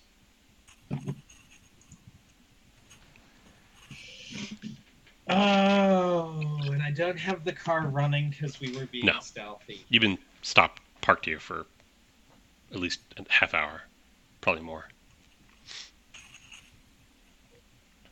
Hey, we could have Okay. for a little bit of a ride. I'm going to open the door like I'm going to get out. Okay.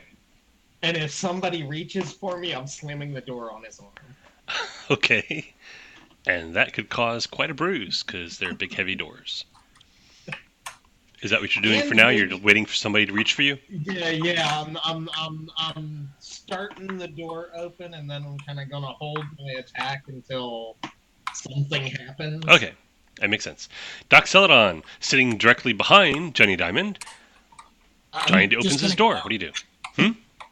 I'm just going to get out. You open the door, get out? Yep, Oh, wow. and see what's on the roof. That's anticlimactic. Okay. Hang on. You see a guy. Oh, do you have culture as a skill? I very do rarely. not. I almost spotted, but I do not. I'm do the not. one that has the culture as an expertise. But I'm Wow. sitting in the car. All right. Well, when Leslie sees this guy, okay. Well, I'm not going to give it away then.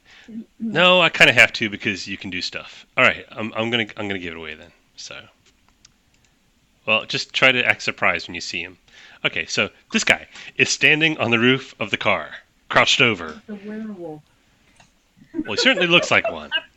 At which point, I'll be standing outside the car. I'm Nobody else. worried about vampires and we actually had I'm to just get going to go, a werewolf? Really? When's the last time werewolves were seen in the Empire?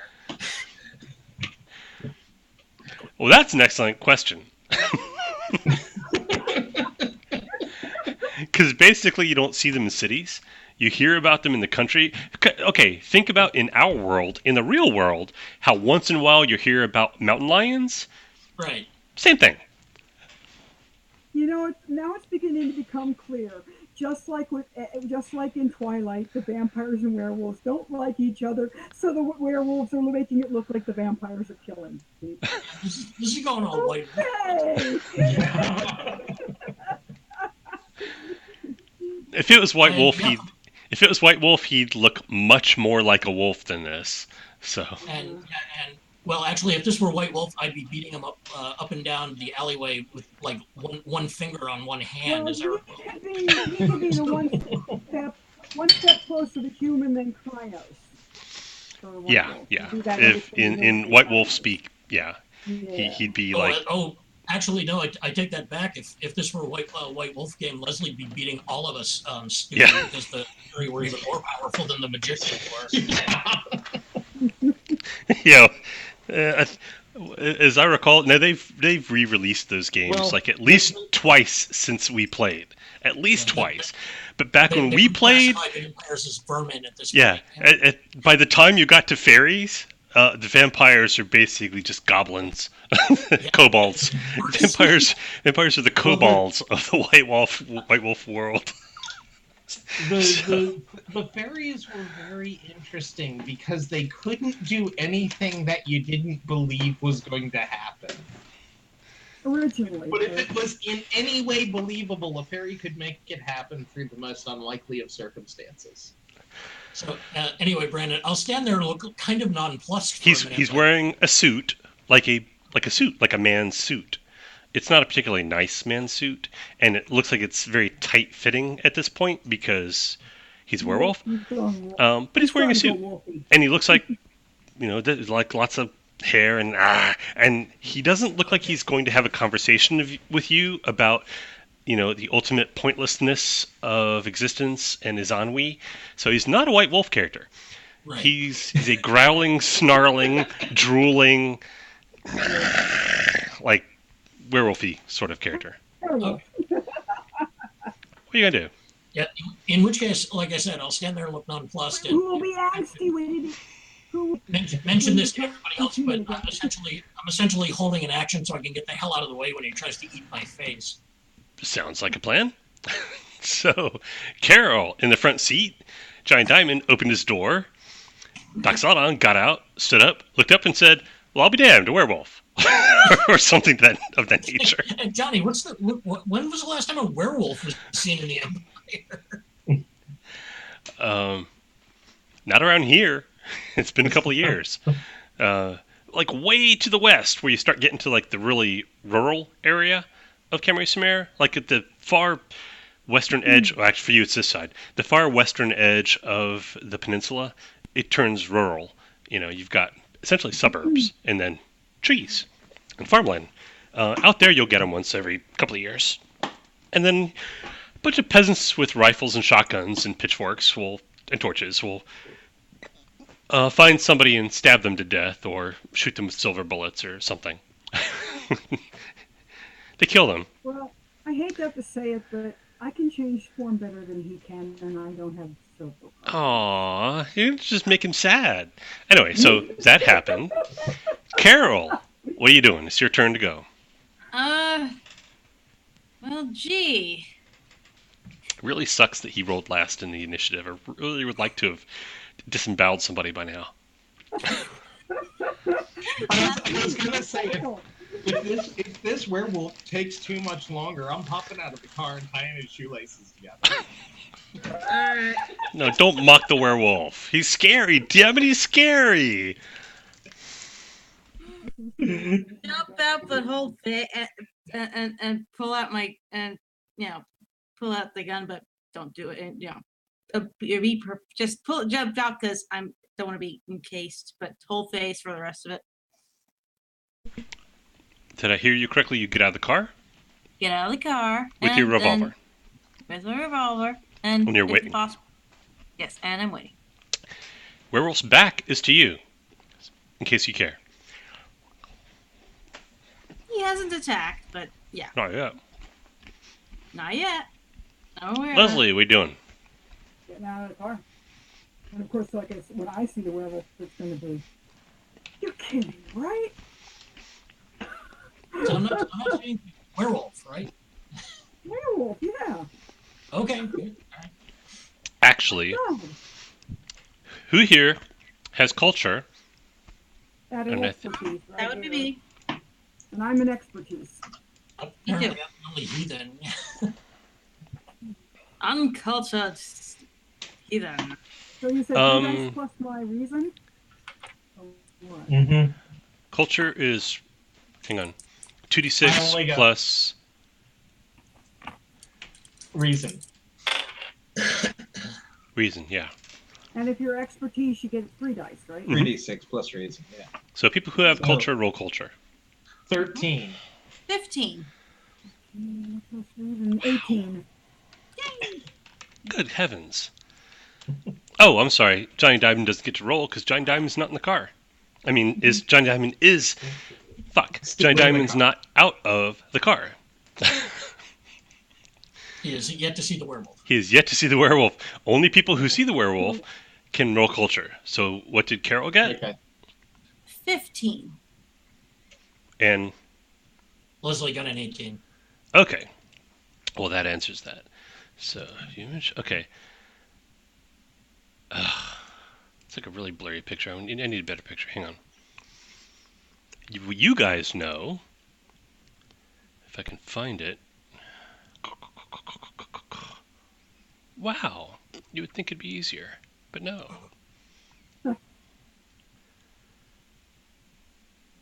Oh, it's a good one. I'll do this one. What Carol and Leslie know, because they both throw like crazy well, is this is what a werewolf looks like. Yeah, so, okay, so whatever we have is not quite a werewolf. And Okay. there's no like full wolf, Krynos, werewolf, the game kind of. There's human and werewolf. It's like A or B. It's binary. There's no halfway. I mean, there's a halfway while you're changing, but it's painful and awkward to watch. So, yeah, that's what a werewolf looks like. And you know that, either from books or personal experience or both. So, Heck, I probably sing about it occasionally with a Celtic band. maybe you do. Carol's probably seen reports of them, because they are So what technically is within the SIT's jurisdiction as supernatural creatures. Her department doesn't have anything to do with it, but she's probably read reports and seen photos. That's where she's probably seen it from. Leslie's probably seen them in person. Her and a bunch of fairies with a bunch of silver spears go hunting them or something. You know, back when that was cool. It's not cool now. People are so uptight about werewolf rights now. So, anyway, So this is not quite a werewolf, but not a werewolf. Okay, what is it? so you got out of the car. Are you doing anything else, Leslie? Because it's going to disembowel somebody next, just letting you know. Well, if it's gonna go the wolf thing on me, I mean on us, I might just show it what a real wolf is. A big, real wolf. Yeah, I'm shape changing. Okay. Into I was the, gonna say, if everybody's kind of jumped out of the car and freaked out a little bit, maybe Johnny will just slam his door and fire a couple rounds through. I'm freaked out. Dude, you were going to be deaf for days if you did that. blam, blam. Really? Ah! What? What? I just said, really? That's what I. That's Anyway, that's what did I you turn into a big ass wolf, Leslie? Yeah, Okay. I turned into a real wolf. Okay, that's cool. What you get to do is your attributes, your strength and reason and so forth, you can move those around as long as the total number stays the same. You can move stuff around to like make yourself stronger and more agile. But you become or have higher presence. But you get less power or less reason or whatever. That's how that Okay. works. I think we're gonna put everything into brawn, agility, and endurance. But you endurance isn't something you can directly put stuff into. Okay, so it's just brawn and agility then. Okay. Out of power and presence and reason. I need Right, to that's keep right. You some- can rearrange, not just rearrange, but actually one by one you can just reshuffle that total, however you want, into your new form as long as the total stays the same. Okay. All right, I'm doing that now. I'll get a spell ready, Brandon. I'm not quite sure which direction it's going to go in, but I know what the spell is. Okay, monster's turn, because Johnny's hanging out waiting for an arm to come for him. Doxalodon is prepping a spell. Carol's holding a pistol, keeping her options open. Leslie turned into a big-ass monstrous wolf. Like, shoulder-high wolf, right? Gray, silver, black? Too much. Something big and nasty. Yeah. Dire, yeah, that sounds good. There you go, dire wolf. We're to call him Mr. Lobo.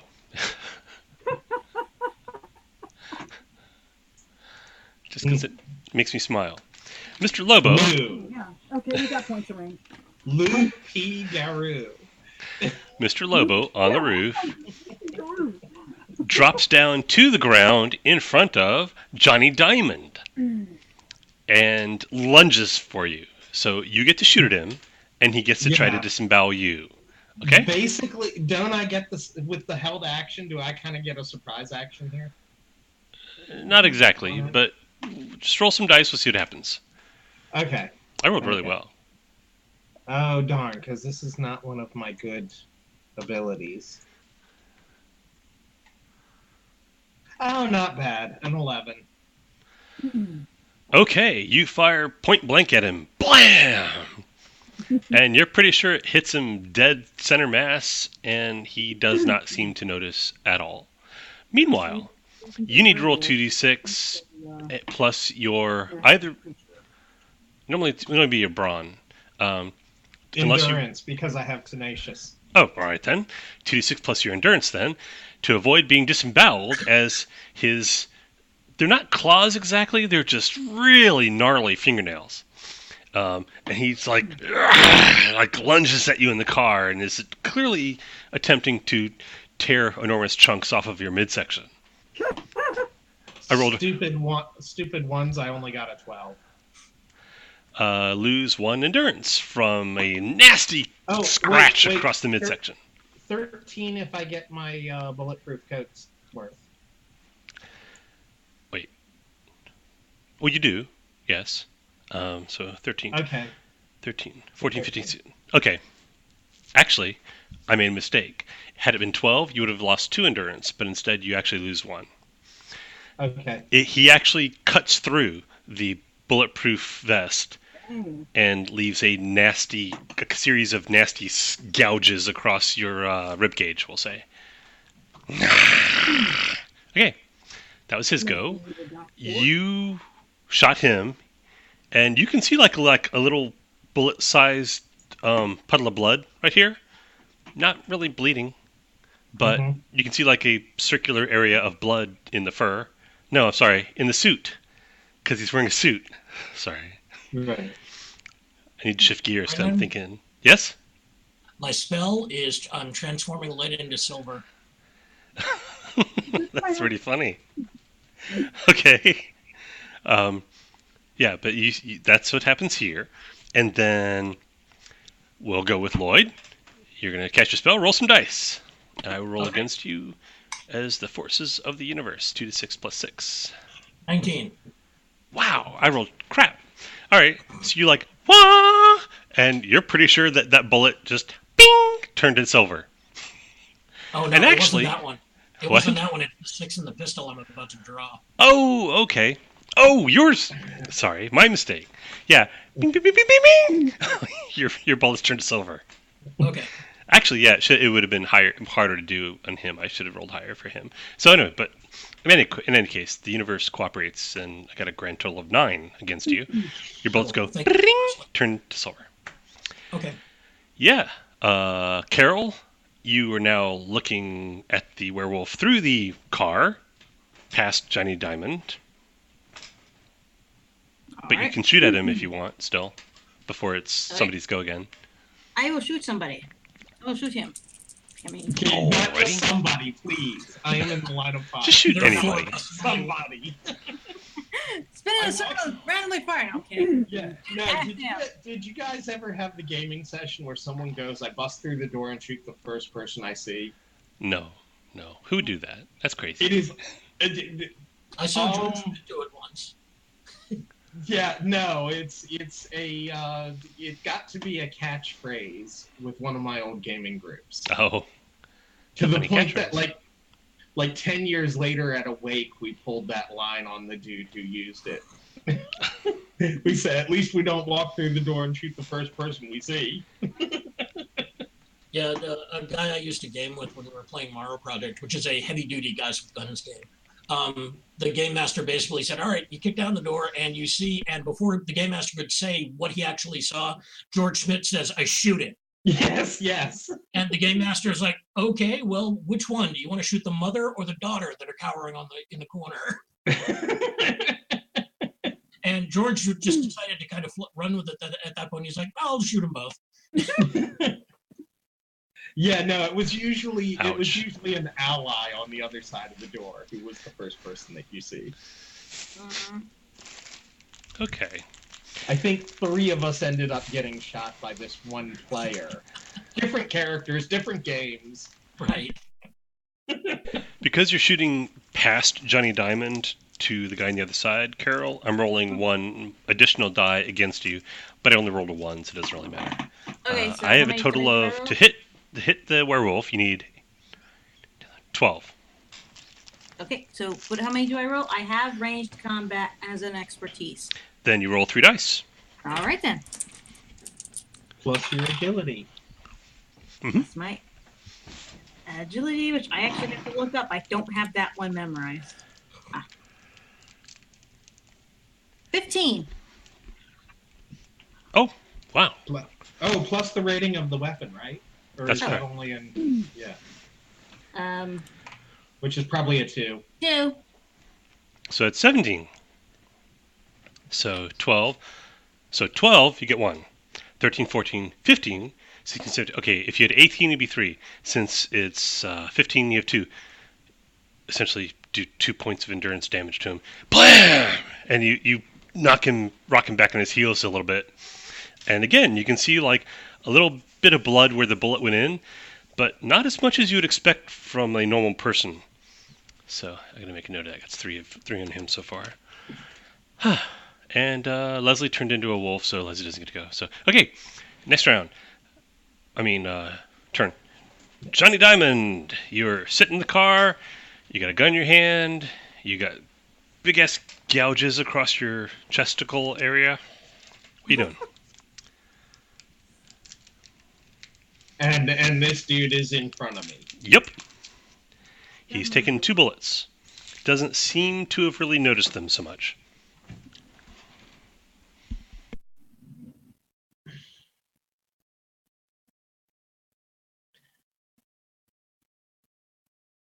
I'm gonna slam the door on him. Wham! Grab the pole and pull. Works. Hmm. It may not hurt him much, but it'll hinder his actions. Yeah. At least he's not going. Yeah, hopefully he's not going to get another swipe on me. He's going to be a little preoccupied. Okay, we'll call this a brawn versus brawn roll to see if you Okay. can. Because if you pull the door closed, you're basically going to push him out of the way to pull it closed because he's in the way. Well, no, I'm slamming the car door on him. Well, he's in the way. In other words, he's Like, What He's parts here. of him? Door. Hold on. Yeah. So the door frame's going to come across what? His neck, his head, his knees. What part of him? Is the So door- we'll call door going- it brawn versus brawn because yeah. Yeah. So make a- basically, I'm using the car door as a weapon right now. make a brawn roll, please. Okay, I'm not very good at that. Oh, but I rolled well. 13. He rolled 15. So you try to pull it closed. It hits him. Keep finding bits of things. It hits him. He's like, and he slams it back open. And that's really all that happens there. Daxalodon. No, you went. You're done. Daxalodon. Draw and shoot. Blam. Okay. He is a real werewolf. This is a heavy revolver. Yes, heavy pistol. 11. You gotta beat range 11. combat.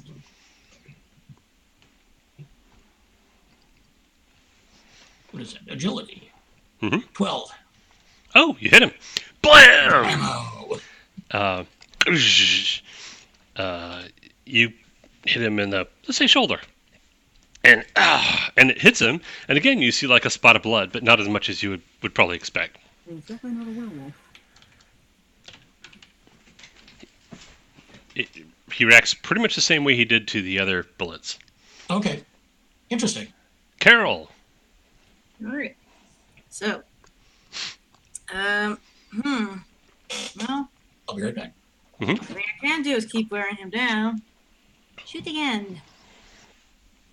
All right. Roll. Well, then he changed dice. 2 plus the 14, including the gun. You The 2 from the needed gun. an 11. Oh, wow. You were just pegging the rolls. Okay, so... Oh, wait, I was going to roll a third time. So it's actually not... Okay, 7, 11, 13. So it's 13. So, okay, so we still hit him. Because you're still shooting past Giant Diamond. And blam! You hit him and it hits him, and then another bullet hole and a little spot of blood. So let me mark that. Wow. Gracious. Leslie! Giant Wolf Leslie. Now here's the question. I'm considered a magical creature. Does that mean Claw Bite is considered a magical weapon? Sure, why not? Okay, bounding over the car and landing on top of him, Claw Bite. Okay, we only get the one attack, but it's like all abstracted into one. You know, you can claw and bite at him, but it's all abstracted with one hand-to-hand attack. Now what am I rolling on this? Just 2 dice on brawn or... 2d6 plus brawn. Oh, and if you rearranged your brawn, it's whatever your new brawn would be. Yeah. So the giant wolf leaps over the car and hits the werewolf. My total is 13. I got a... Holy moly! Wow. I rolled not the most I can roll, but pretty close. He got a 15. So you roll... And he, like, lifts you up and throws you off of him. I put some points into my agility, so I will try to land on all 4s. Okay, that's... you don't have to roll for that. He's not actually trying to hurt you. Yeah. He's just throwing you off of him. So you can, like, tumble to your feet and come back up in a ready combat stance. Yep. At which point, Giant Diamond returns to being the focus of his attention. Oh darn, I was hoping the wolf was going to distract him a little bit. Oddly, At least enough no. for him to slam the door. Apparently he's the one you're after. He's the one you're the one he's after. For whatever reason. It lunges into the car at you and it tries to claw at you. So your whatever your hand-to-hand defense roll would be. I got a total of 11. Not my best roll.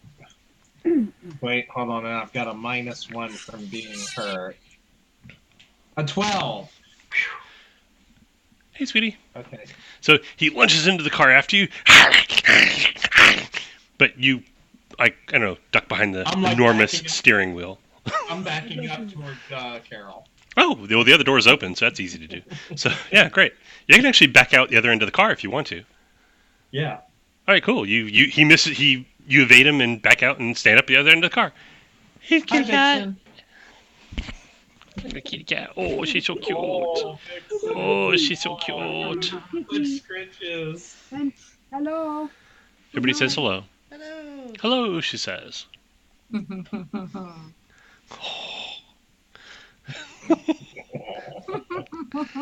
Happy kitty. Going to bed, sweetie? Okay. Get a kiss goodnight. Night, Susan. Night. All right. Werewolf misses Giant Diamond. Giant Diamond scrambles back out and stands next to Carol. Doc Celadon. Is he back yet? So the silver bullet didn't seem to do a whole lot.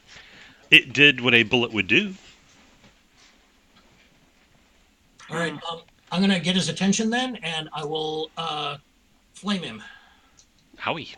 Like, hey, you. I think magic is what we need to throw, but tell you the silver didn't have the effect that I was expecting, so or not nearly as dramatically as impressive as I was expecting. So I think fire is everything you've heard about werewolves is silver's like poison. So exactly.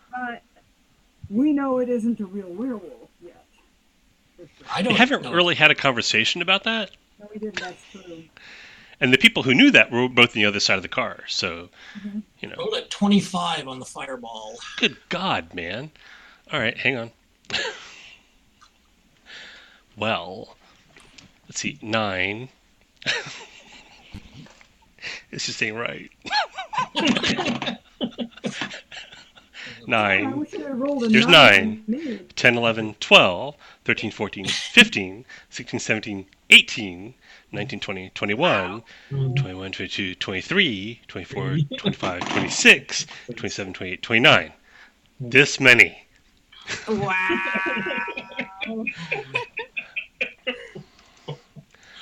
Better God. hope he was a real werewolf. Well, as it happens, that is one more than it takes to put him down. Good.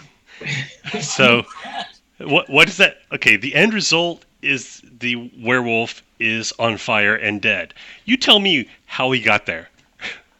What does it look like?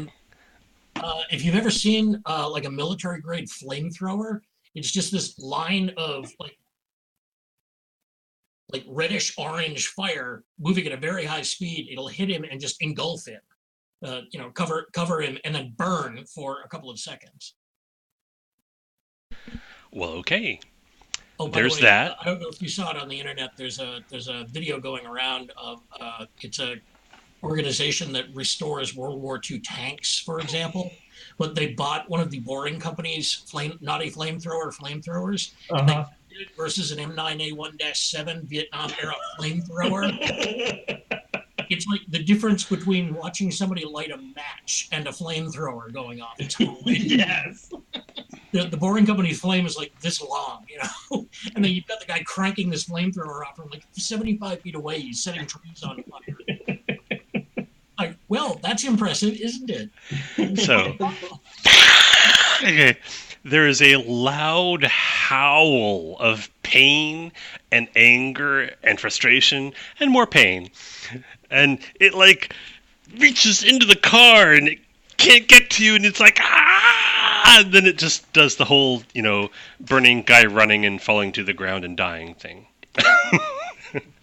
And then you have a werewolf lump that's just kind of on fire and eventually to go out. Apparently sent just for Johnny Diamond. Hmm.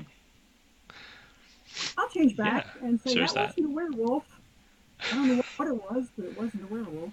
Well, I don't How know. can you tell? Do they roast differently? Well, they I certainly know it should have. I Burning know body. I've seen a real werewolf. That wasn't Yeah. a werewolf. This guy Oh. still had mostly of a man's face. Which reminds me, anybody who is with culture knows the suit he was wearing was a cheap suit. Okay. Well, If you one care. would not wear expensive suit when we're one. It's a cheap suit. A werewolf in a cheap suit. I look at Dr. Celadon, and if you took a good look at what I was, put me on my hind legs, and that would have been what a real werewolf. Really. I have to admit I didn't actually study werewolves at all when I was studying up on shape. I don't know what this thing was. It was kind of close, but Fire killed it. Fire killed him dead.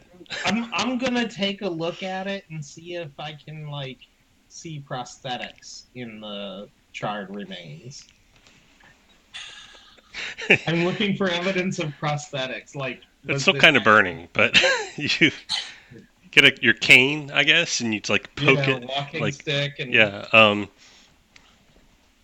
No, it looks like he's got fangs, and he's not wearing a bulletproof vest, and his hair's all burned off by now, but it burned off like hair, not like a wig that was not made out of hair. Although wigs are made out of hair, most of them. So either way. At this time, I think it would have been real hair. Yeah. Made out of, but they would have still had all the other stuff weaved in, and you would have had residue. Oh, the teeth are definitely teeth, because they're still there. Yeah. So Johnny pokes him a few times with his walking stick and goes, well, then if he wasn't a werewolf, what was he? I don't know. I've never seen anything like him. Apparently, he was going after you specifically. You hear distant sirens. We better, well, it might be our cavalry. Yeah, I'd say this is what we're waiting for. I am curious as to how I'm going to explain to the gendarmes the completely and utterly burnt body. Oh, leave that up to me. Okay, as long as your excuse is the magician did it, I'm okay with that. Could this be some kind of rogue mutant vampire that they don't? I I don't know that much about vampires, to be perfectly honest. We showed it a I'd say- picture of sunlight, and it burst into flame. Yeah, but I don't want vampires to be implicated in this. I'm not quite sure what the hell this thing was, but it wasn't. I don't think it was a vampire. It might have been a cross between a werewolf and a vampire.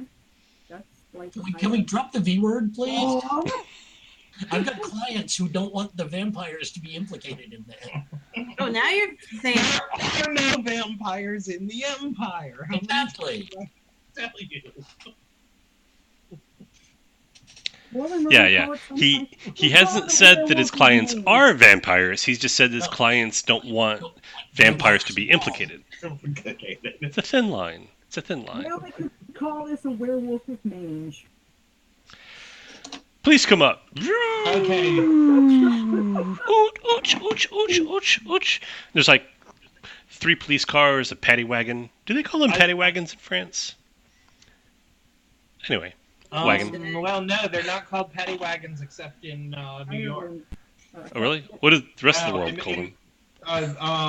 Black Mariahs. That's a big car. The English call them the Black Mariah. The Black Mariah is a big car. It's black. No, Black Mariah was the police prisoner van in British nomenclature. Black Mariah is a slang term for a police van used to transport prisoners. Son of a gun. According to Only Black Mariah I knew was basically from comics. So, and I thought it was a big car. All right. Oh, fine then. Black Mariahs. Great. One of those and 5 police cars roll up. Lots of cops come out. Hup, hup, hup, hup, hup, hup, hup, hup. Or, Brandon, it's yes. French translation would be voiture cellulaire.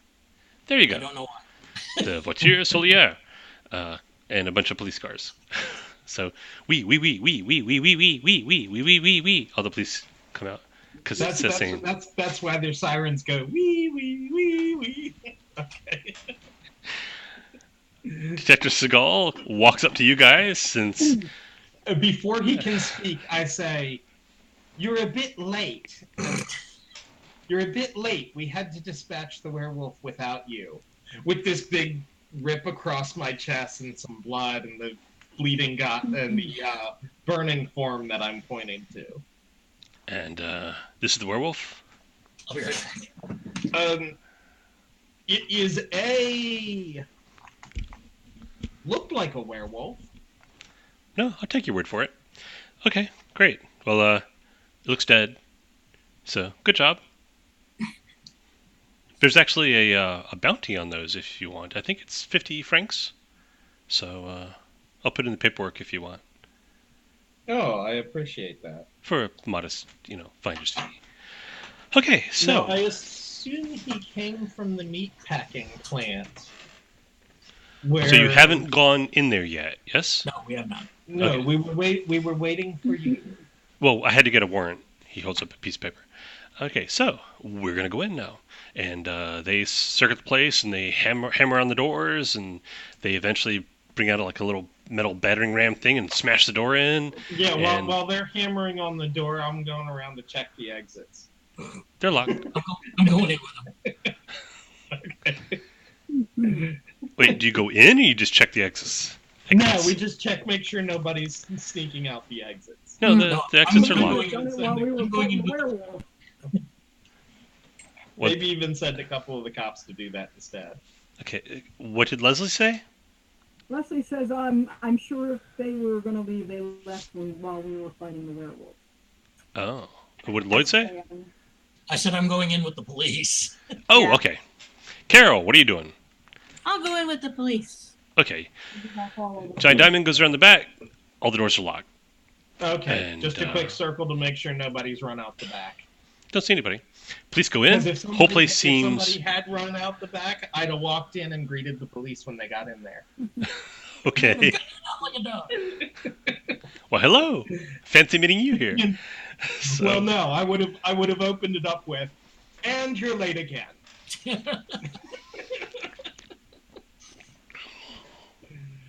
But that didn't happen, so okay.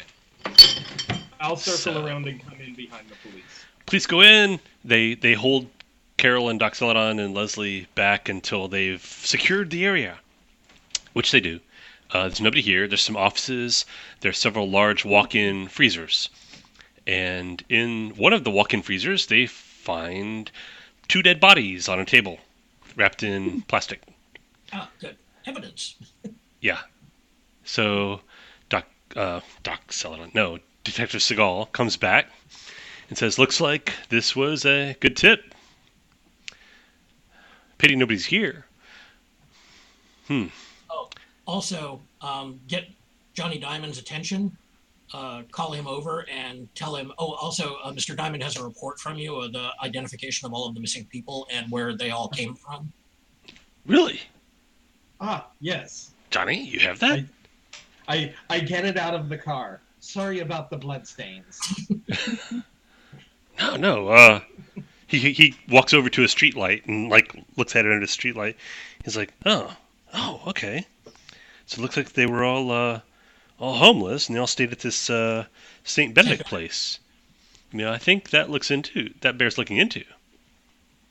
Okay, this is good work, Johnny. Thank you. Anything to help out my good friend. Is there anything within this warehouse that could have been used to exsanguinate the people? No. Or is this just a place where they're dumped? Yes. Okay. Might want to mention that to the inspector. We're professionals. We know what we're doing. So, what were you saying?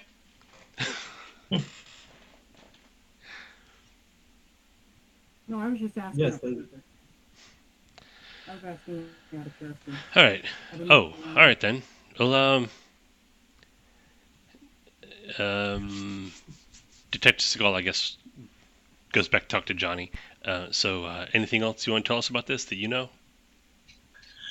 How'd you find out about this? I'm not sure that the werewolf was a werewolf. Because I'm not seeing... Well, for one thing, I'm not seeing anything here about werewolves. So, do I want to know about that? Is that related at all? Or you just happened to run into a werewolf and you killed it? I looked down at my chest. You should get that looked at. I'm not sure, but it acted like a werewolf to me. But those who have seen them think that maybe not. I don't know. It falls into the category of looks like a duck, walks like a duck, quacks like a duck. But yeah, I'm no expert on It werewolves. doesn't quite quack like a duck. As you can I would have expected the silver to hurt it more if it were a real werewolf. Exactly. Not to mention, real werewolves have more hair. Way more hair. Look more like More Really? wolf, more wolf, less wear, I guess. Yeah. Yeah. In the big scheme of things that I'm worried about, this isn't one of them. So, good report. Thank you. We're going to look up on these people, track down things you got here. And we tracked down this location. This was the location that the van was seen at. Oh, times, that's the connection heading then. toward the docks. That's the connection between... Okay. I don't see anything in here in your made its report. Run from the docks. From Okay. here. It was in the to report. the docks. No, you Van? haven't had a chance to write No, that. that was Oh. yes. No, this was information. As soon as we discovered this, we called you in. Gotcha. All right. Oh, and Inspector, the bodies that you recovered several days ago when the van crashed, those weren't the first bodies. No? They've been dumping them in the ocean. That's where they were headed when the van crashed. Huh. Not going to ask how you know that. Do you have any idea how many bodies we're talking? Do I have any idea, Brendan? Dozens of trips, 3 to 6 per trip. Somewhere between 30 and 50. That can't be true. Well, How many if missing, they're homeless, how many they missing know. persons do you have per annum in this area? Well, if they're homeless, who would know? Yeah. He points at the musician. He's like, yeah, homeless. Who keeps track? So vagrants. There's always more vagrants. Right. Okay. So we're gonna be busy here for a while, or we're more to the point they are. I'm going home. So they're going to be here busy for a while, taking fingerprints and so on, and finding out who owns this warehouse. At which point, a cop runs up to him and says, "Monsieur, I have here the ownership paperwork for the warehouse. It belongs to a Monsieur Montand." And Detective Seagal and probably Giant Diamond both go, "Oh, man." Yeah, I was gonna say. I think the Egyptian would have been worse, but he's probably the only one I could think of that would have been worse than Montag. Yeah. Right. Well, I'm sure it's complete surprise to Monsieur Montan that his warehouse has been used for such activities, and when he protests his innocence, we shall nod and express our sympathy. So, anything else? I'm sure whoever your superior is, Inspector, wouldn't want to be surprised by that information.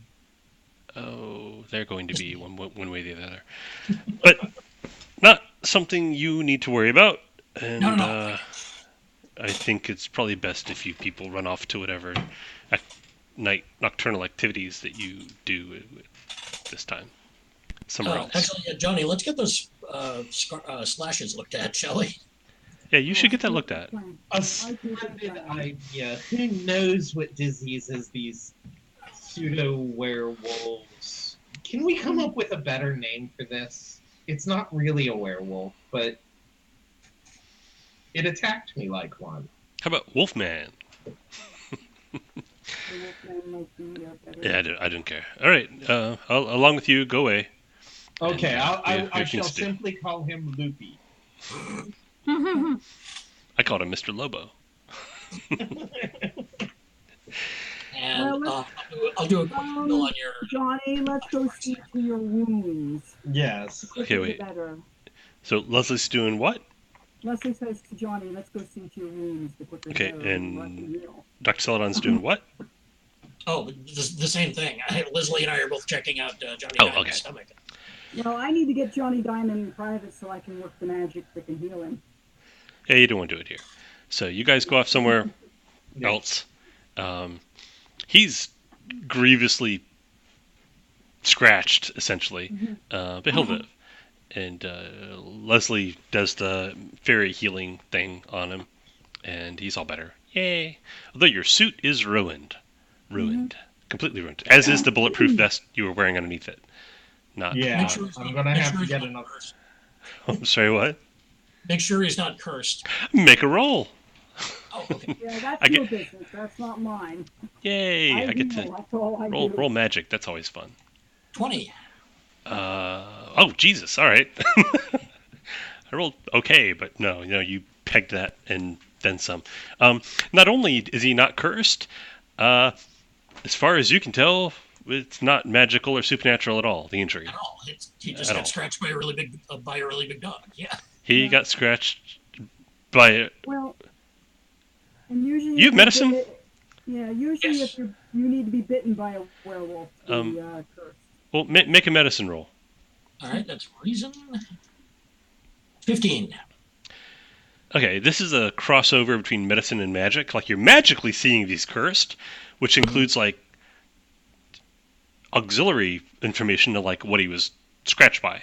Right. He was scratched by a wolf, and he was scratched by a man, but in no way was this a supernatural event at all. Really? That's Really? weird. Oh, Island of Dr. Moreau. So, yeah, Johnny, apparently you were attacked by the end result of a mad genetic engineer.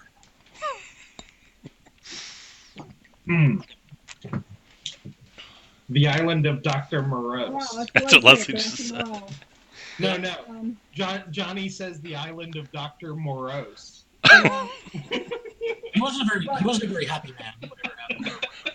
But I will point out that you have to be bitten by the werewolf in order to get cursed. Well, you I shall pretty much... keep that in mind. You, Must be should a you great should you justice encounter for it. one, safety tip. So So, yeah, apparently whatever attacked you was both a man and a wolf and was in no way magical whatsoever. Yeah, the Island of Dr. Moreau. Mhm. It is around midnight by this time. I'm going to say I need to go home. Yes. Although, I just, Carol, your time is basically your own at the moment. You can go That's and very come true. when you want. Yeah, you don't have to go into the office, right? You really don't. I have a thought about this. If this is a genetic experiment gone with some kind of genetic crazy person, I'm beginning to wonder if that's where the blood is coming into use. Oh, DNA is a thing. People that got discovered decades ago. So people know what genes are. Yeah. They know what DNA But I'm is. wondering if I mean, they don't in these have experiments, like in these looking at it, experiments, but they know it they need exists. this blood for something. Yeah, if they're using the Okay. blood to, as Some kind of the man hideous, part. unnatural experiment that's against all of the laws of God and man. Yep. That's Like, what that I'm might be it. thinking. Oh, hey, who has medicine? Make a medicine roll. Yeah. I've got medicine. Actually, no, you've got medicine. You don't even need to roll. I'll just give you this. Okay. Fun fact, since Leslie already brought I'll give it to you for free since Leslie already brought up the blood thing. Fun fact, the first transfusions of blood were between animals and people. Mm-hmm. Success in these experiments, and we're talking like it's a long time ago. It's not recent. Yeah. But at that time, success meant the patient didn't die. Right. Yeah. If you lived, hey, successful experiment. Low bar for success. I was just thinking it would be ever so much easier to implant human genetics into animals than animal genetics into humans. I wouldn't know. So if you drain all the blood out of vagrants, you could then use that blood to create man beasts from animals, That's what I was thinking. rather than trying to make men more like animals. So That's what I was. That was You add exactly what I man was to thinking. the animal. what you're saying is that Mr. Lobo was not a good boy. I'm saying He Mr. was- Lobo was probably a wolf that got a lot of that vagrant blood. Yeah, even if he had 3 legs, his name would not be Lucky. Oh, But it's a good guess that chances are it was a wolf that got a lot of vagrant blood and a lot of experimentation done on it. That makes sense to me. Yeah. Mhm. does it? Does it really? If you start with a complete misunderstanding of science and biology, yeah, it makes perfect sense. Yeah. Yeah, we're talking like Frankenstein level of misunderstanding of biology and science. Yeah, but Yeah. at the same time, it Spell makes electricity for the dead guy until he comes back to life. There's a great. But even though this is not technically a magical creature, who's to say magic wasn't used in some way to do it? It's kind of perverse, but I've seen Yeah. stranger things. I mean, you take the science or lack thereof and tweak it and then add a little magic to it and add some human blood to a wolf's bloodstream, and this might be the result. Okay, so it is like midnight. What do you do?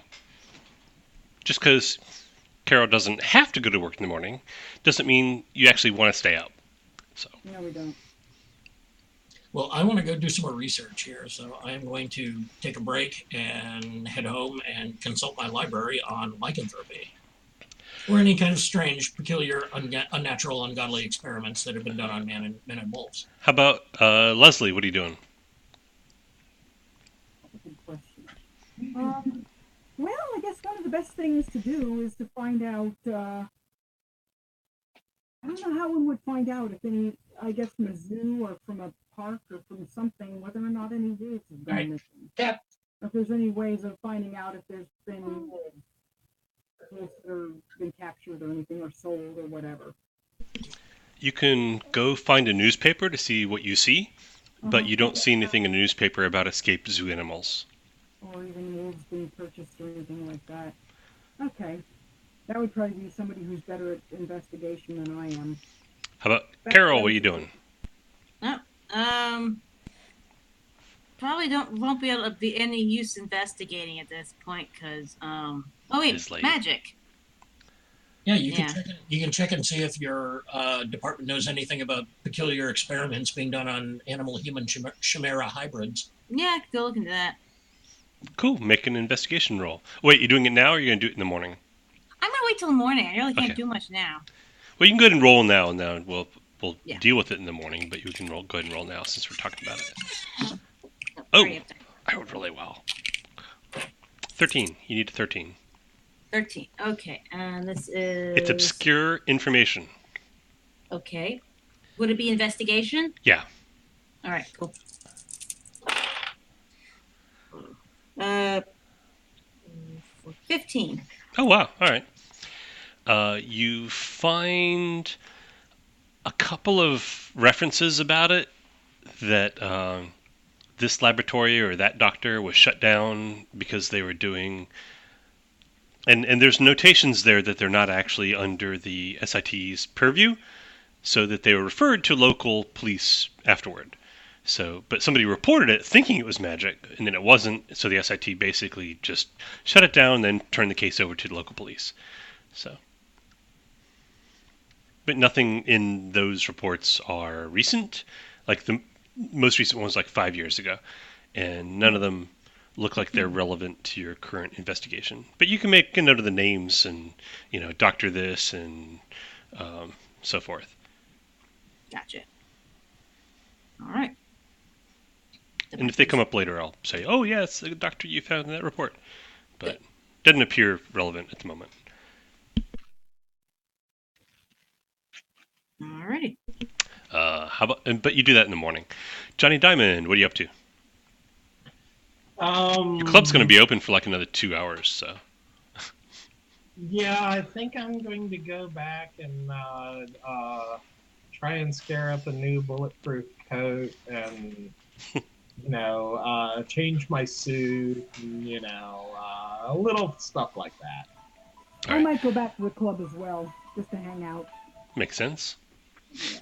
Yeah, Leslie goes back to the club, finds today's evening paper, sits in the paper poring over the paper looking for something. You don't know what. Doesn't matter. So, and then looks disappointed when he doesn't find it. Trying to go back to the club, fields a whole bunch of questions from the staff of stuff that's come up during the day, etc., etc. No big deal. Makes a few phone calls. About 45 minutes later, guy and he looks like a nondescript guy, but he's a nondescript guy in a suit that is perfectly tailored. Like you couldn't identify him 5 minutes after he walks out of the room. But when you're looking at him, it's like, man, that suit fits really well. That is a really well-made suit. I couldn't identify him after he walked out of the room, but I could identify his suit. Probably so. Anyway, and he has essentially a garment bag, and he's like, and he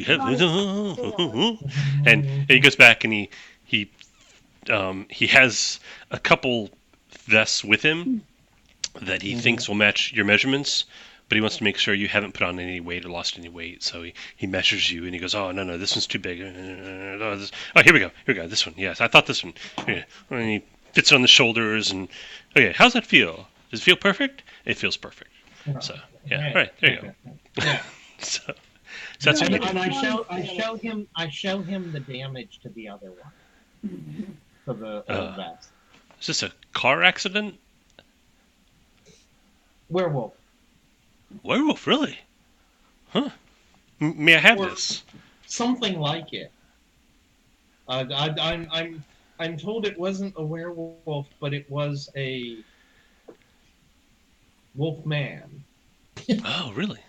May I keep this? I have a collection of my coats and vests that have been damaged in strange and interesting ways. Yes, and if you find out a way to prevent such a future injury, I would appreciate knowing. He holds it up and looks at you through the cuts, and he's like, Monsieur, there's only so much I can do. But I'll look into it. And he puts that into like a big garment bag of its own, and it's like, good evening, monsieur. Good evening. And he leaves. So, Actually, when he leaves, I'm going to go up to Johnny and say, Johnny, have you thought of looking into who sent this thing to kill you specifically? Oh, and nobody's tried to kill me for months. But it might help you find out what's going on, who's creating who's doing the vampire thing. Or it was simply going after the person in charge, the person in the driver's seat. That's a possibility, but I'd look into it anyway. Maybe you might find Not a bad plan.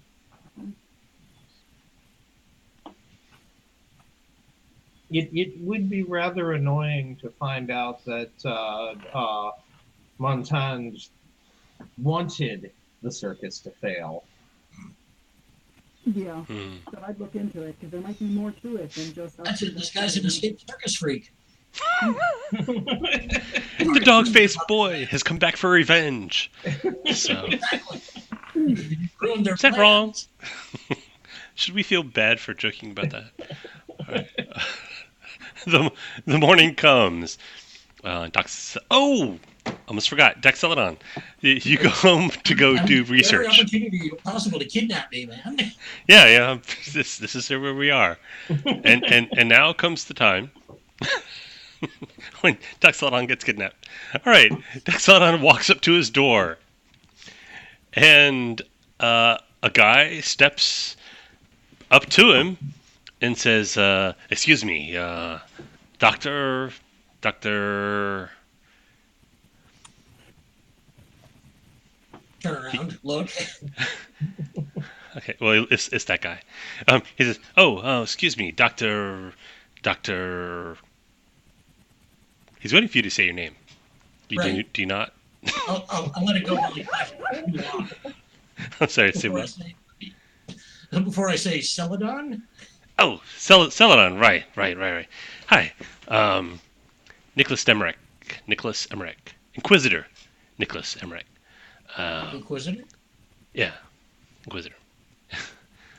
From the. What can I do for the Holy Office? Hey, I gotta find it. From the Tribunal of the Holy Office of the Inquisition. Would you mind coming and answering a few questions? I promise. Honestly, you know it's unexpected. Yeah. I'm sorry, what? I'm saying this Inquisition still exists? Wow. Oh, yeah. And I said it has to be unexpected. Well, it's expected because I told him it was coming. So. Yes, but no one expects this.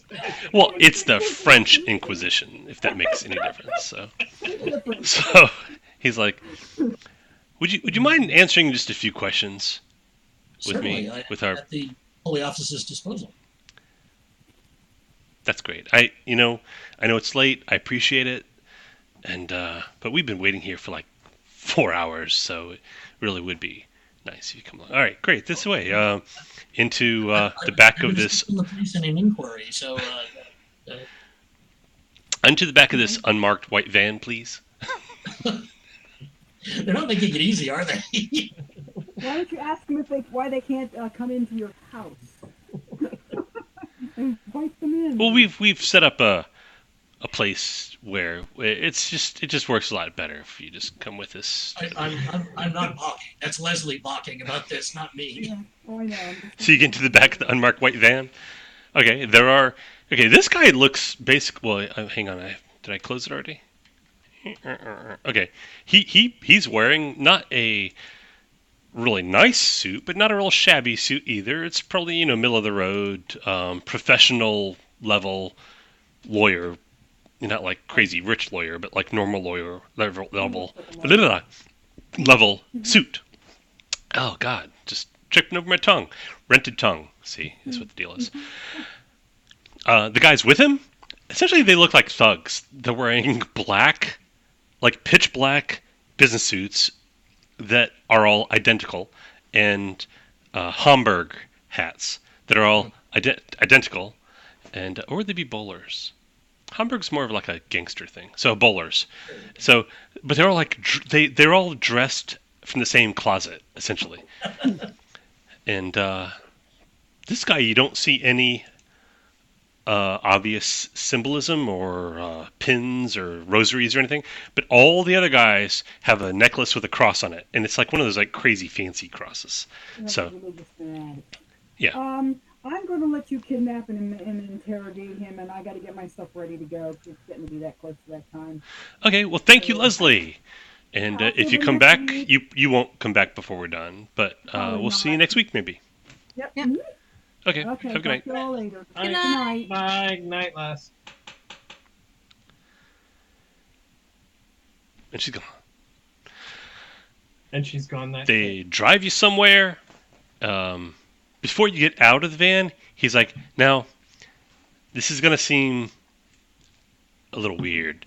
So we're going to put a bag on your head so you don't know where you are. It's just a formality. We're not going to handcuff you. We're not going to tie you up. We just don't want you to know where you are. Okay? Would you care to disarm me? Oh, yeah, they haven't searched you. He's like, Oh. are you armed? You probably Oh, yes. shouldn't be. All right. Okay. So he gestures at a couple of the guys, and they stand you up in the back of the van and pat you down, and they take your revolver. Do you have anything else that's obviously a weapon? I've got nuts. Well, I've got a medium pistol that's invisible and a pocket pistol that is not invisible. Well, if they pat you down, so they find the non-invisible pistol. They find the invisible pistol, and then they can't find it, and they pat you, and they like eventually they find it if you're cooperating, and they like. At this point, I either turn them into hedgehogs and pretty much give up the opportunity of maintaining this identity. So what do you do? What do you want to do? Oh, Let her have a plot point. Okay. Because this is the time. This is the point where you get screwed over, but it's Right. going to work out okay. I promise. Okay. Now, One of the thugs holds up what is I'm just- obviously an invisible pistol and goes, well, it's not obviously, but he holds up something you can't see. And he holds it up in front of the other guy, the main guy, the guy who actually talked to you. And it's like, well, that's different. So that's what an invisible pistol looks like. All right. Precisely. They open up like a strong box and they put it in. They close the strong box and then lock it. And one of the thugs puts the key in his pocket. So, right then. My memory is going back to the first time that I kidnapped someone, threw a bag over their head, and drove them around town to get them lost. And every once in a while, the dude would call out the cross streets that we were at. I thought that was you that did that. Yeah, that was you, honey. So what are you doing? If you don't stop them, they put a bag over your head. Okay, at this point, I figured that I can either turn this entire bunch into hedgehogs and get away, or I can go along with it and try and preserve my current false identity. So at this point, I'm going along with it. Okay. Put a bag over your head. They don't, drawstring it shut or anything. It's just a bag. And the guy who's talking to you, Nicholas Emmerich, he said, hey, I'm right here. I'm going to take your arm, all right? Okay. Just take a step. Okay, stop.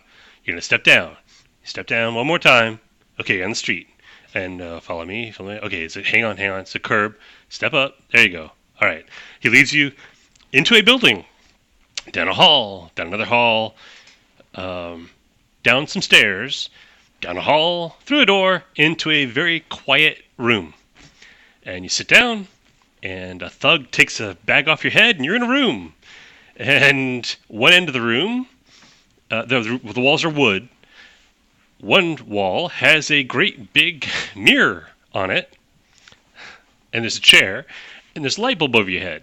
And there's two thugs on either side of you, and there's Nicholas Emmerich in front of you, and he stands there, and he's like, do you want anything? Do you want any water? You hungry? It's kind of late. No? I'm okay. Okay. Let me know if you need anything. So here's the thing. We know these vampire murders, that they're not vampires. There haven't been vampires in the Empire in this part of the Empire for hundreds of years. So we know it's not vampires. And we know it's not you. I mean, let's face it. You're it's not your style. So, but you're a magician. You people talk. You know things. So why don't you tell me what you know, and we'll get you out of here. Actually, I'll make this very easy for you, Inquisitor.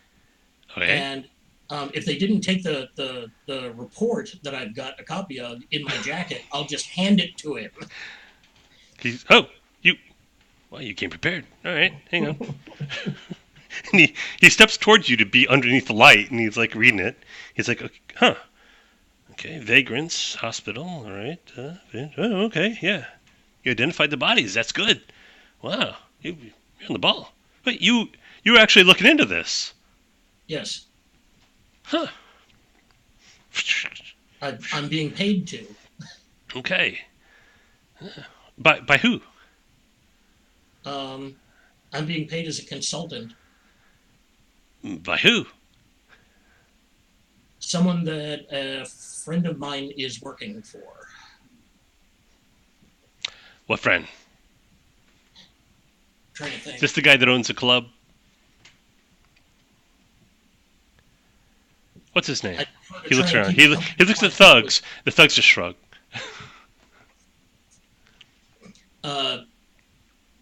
Unfortunately, yes, you've got me on that one. I'm working with Johnny Diamond to try and help solve this crime. Huh, wow. All right. Good work. Good work. I didn't know these names. Good work. Thank you. You have helped us already. See how easy this is? Exactly. Yeah. There's no reason for us to be enemies. We don't care about you. You're small time. You smell charms. You sell charms. You sell potions. Doesn't hurt the church. We don't care. So yeah, he walks over to a door and he knocks on it, and somebody opens it and he hands it to them, and they take it and they close the door. He's like, right. So tell me about the other magicians you know. You know anybody who uses blood magic or diabolism, anything like that? You know somebody. No, I avoid. What's that? But you've heard something, right?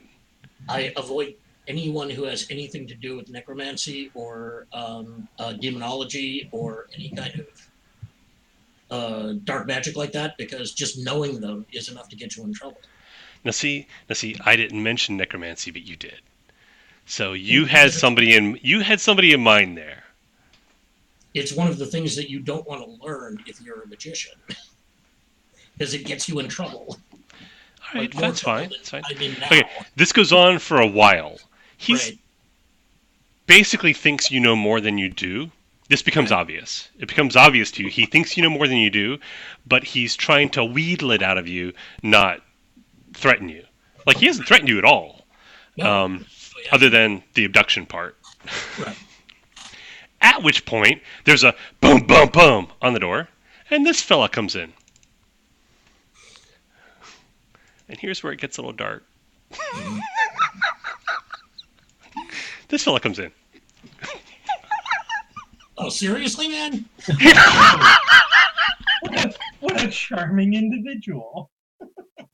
It couldn't have been some, huge strapping blonde Aryan monster. You had to pick that little weasel to come in and kick the shit out of me.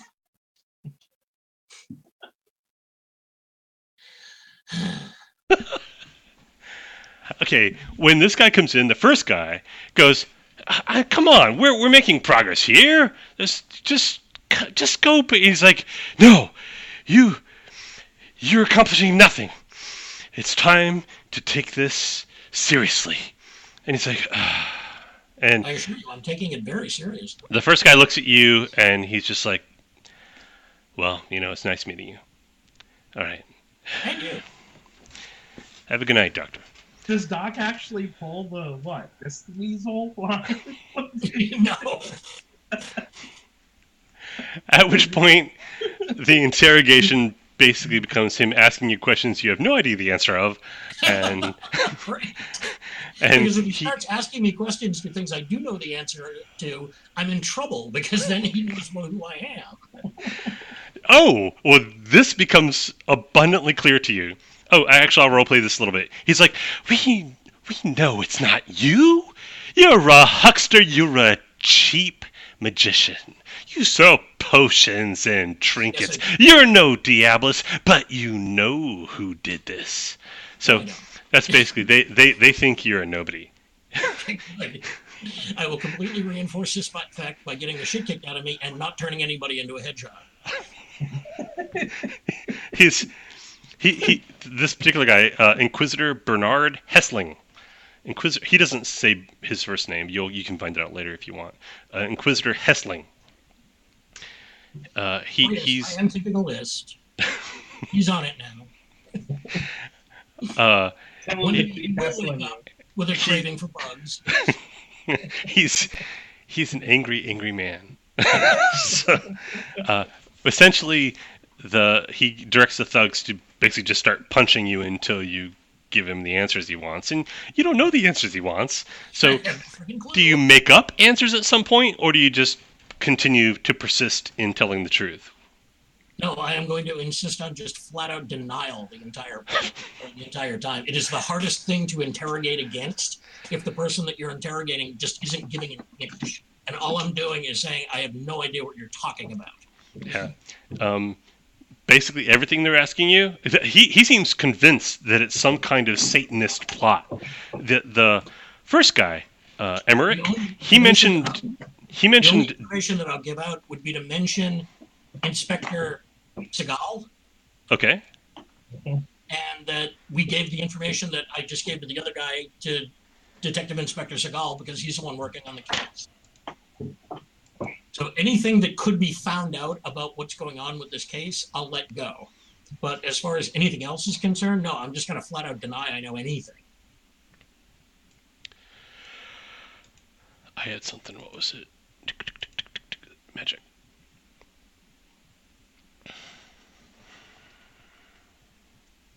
Did I not have this? I thought I did. See, Johnny would have been the smartass and gone, "What are you asking me questions for? Don't you know the Wolfman wasn't even a magical creature?"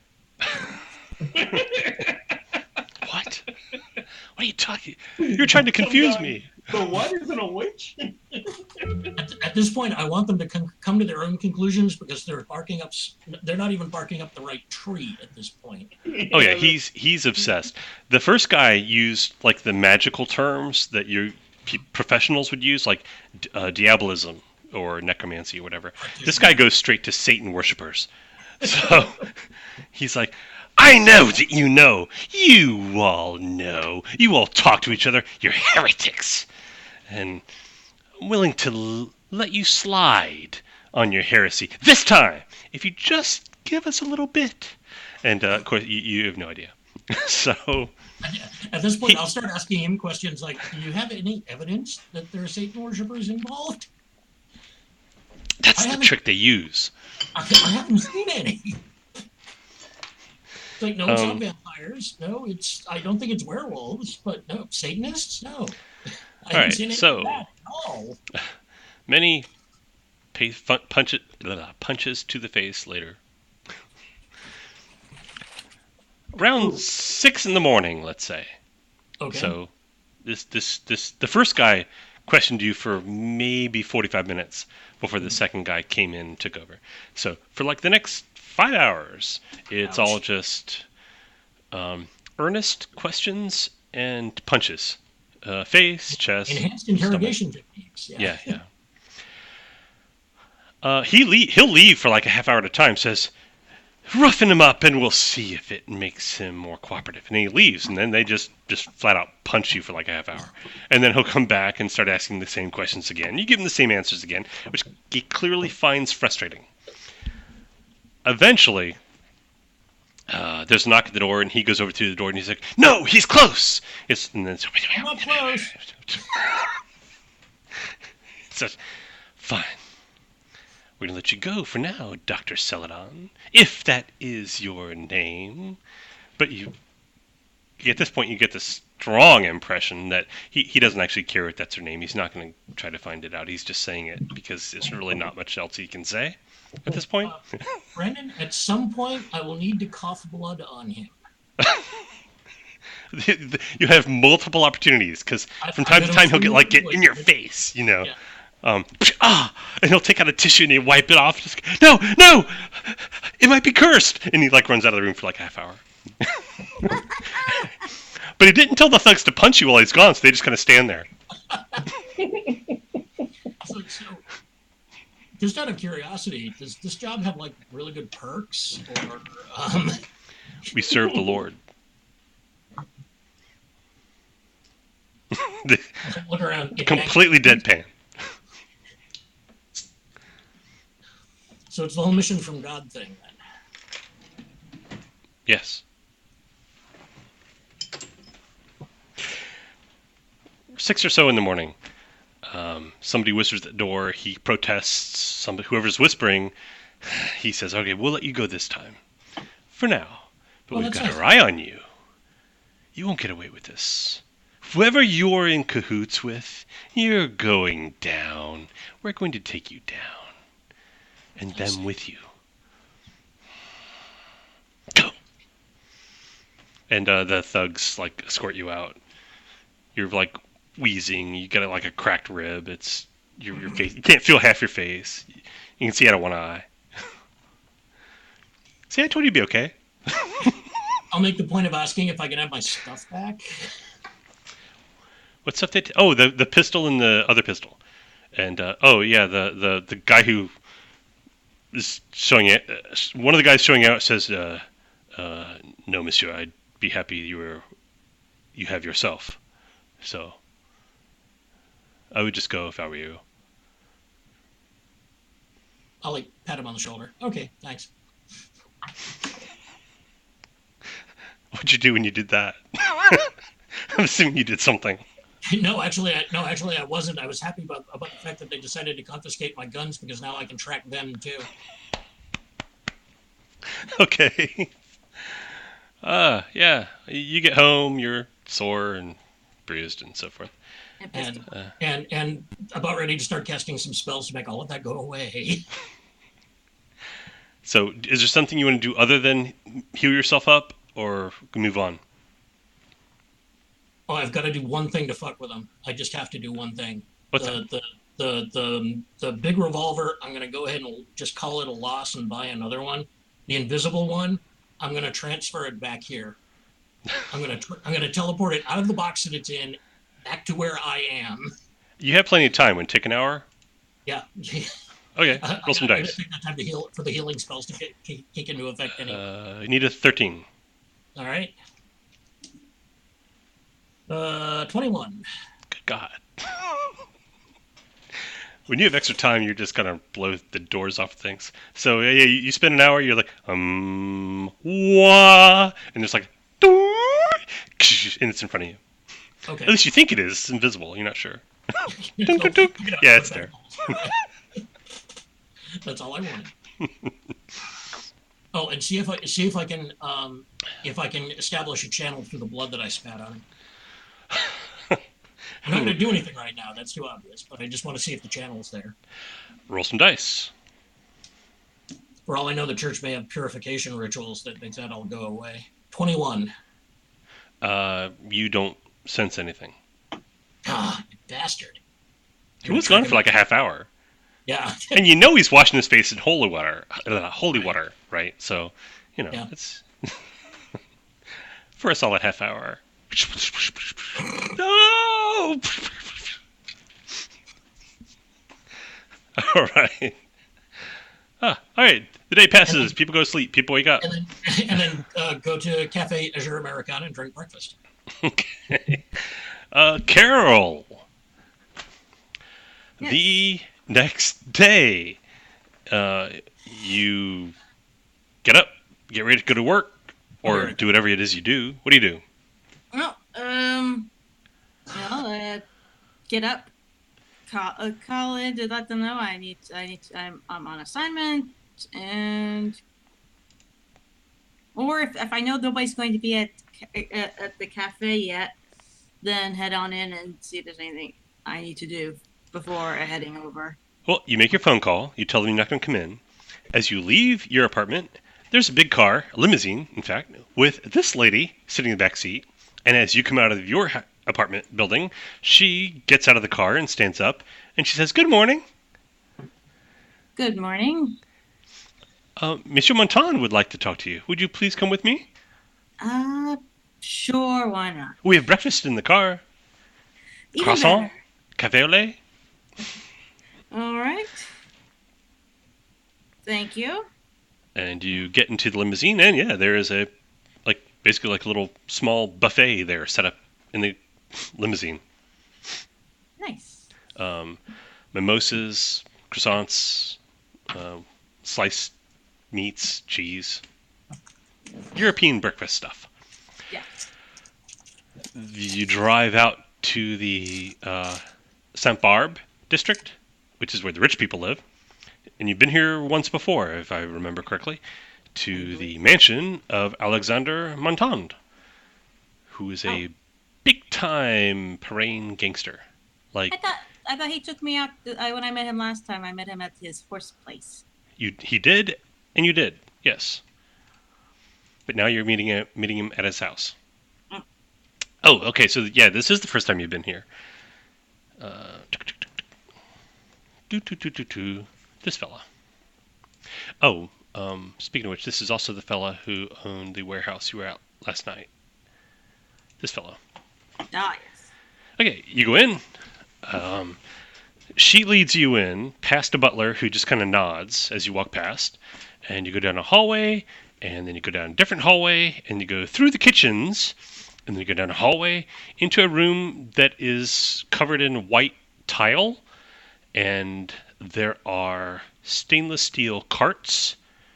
It has a vaguely kitchen/slaughterhouse kind of look to it, which is And it's easy to hose off. Well, grout is such a pain to clean. well, and hanging from a hook in the ceiling is a guy by his wrists, and he's got a rag gag in his mouth, and his shirt has been torn and pulled down to past his waist, so it's just hanging there. He's wearing pants and socks, no shoes, and his chest is all bloody and cut, and he's got lots of bruises, and one of his eyes is swollen shut. And Monsieur Montand is standing there in a butcher's apron with what looks kind of like a crowbar, and he goes, and he's holding it, and he's in the middle of talking to the guy when you walk in, and he turns to you and he goes, "Oh, bonjour, Mademoiselle Deschardins. Good morning. Oh, one moment, please." And he goes, and he hits the guy in the chest, and the guy goes, "Oh." And he goes, "Right. Think about that for a moment." And he puts down the crowbar, and he takes off these great big gloves, and he takes off the butcher's apron, and he walks with you out into the hallway. He's like, Mademoiselle, how are you today?" All right. Heck of a way to start the morning. Invigorating, isn't it? Nothing like righteous revenge to start one's day. So, I wanted to repeat to you what I told you the other day. You were instrumental in the rescue of my son, and I will never forget that. I want, before we say anything else between us, I want you to know I am sincere in what I have said to you, and I will never forget it. Which brings us to the current business. Apparently, you led the police to one of my warehouses last night, and Yes. this in itself is a small matter between someone who has done so much for my family, and it is. Let us not. We won't even speak of it again. Agreed? Oh, you agree. Bon. But it's come to my attention you're investigating these vampire murders. Yes, unfortunately. Mademoiselle. We both know there are no vampires in the Empire. Haven't been for many, many years. So, you will stop looking into this. Well, we know that we will not find vampires, but there is a group of people doing something, and I've been. Well, normally I am At not. the peripheral of your vision, large men take half a step toward you, and he's like, no. And normally this is Continue.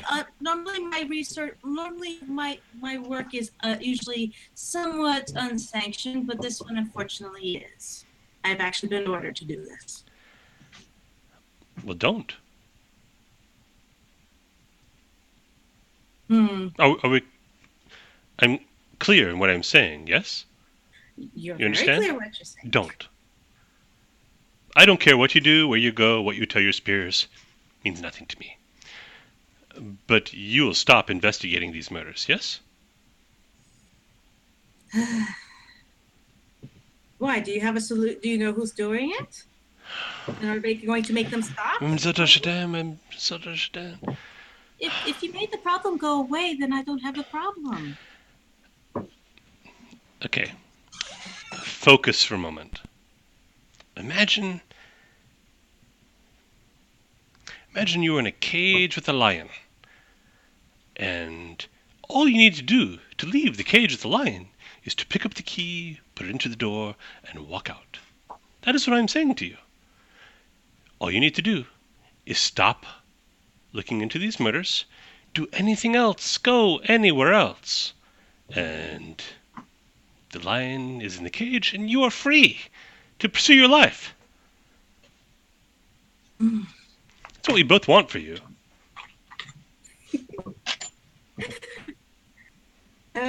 She has diplomacy, deception, manipulation. He's flat out threatening to kill you unless you do what he tells you.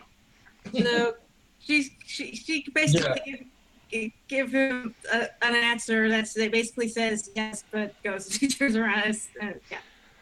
No, I know the exact way to do this. Tell him anything he wants, and then go tell your boss, the dragon, that he threatened to kill you. There we go. Bingo! Yes. That's where I started on this. I've got a great idea. Let's you and her fight. Yeah. Well, clearly this is about out of my hands.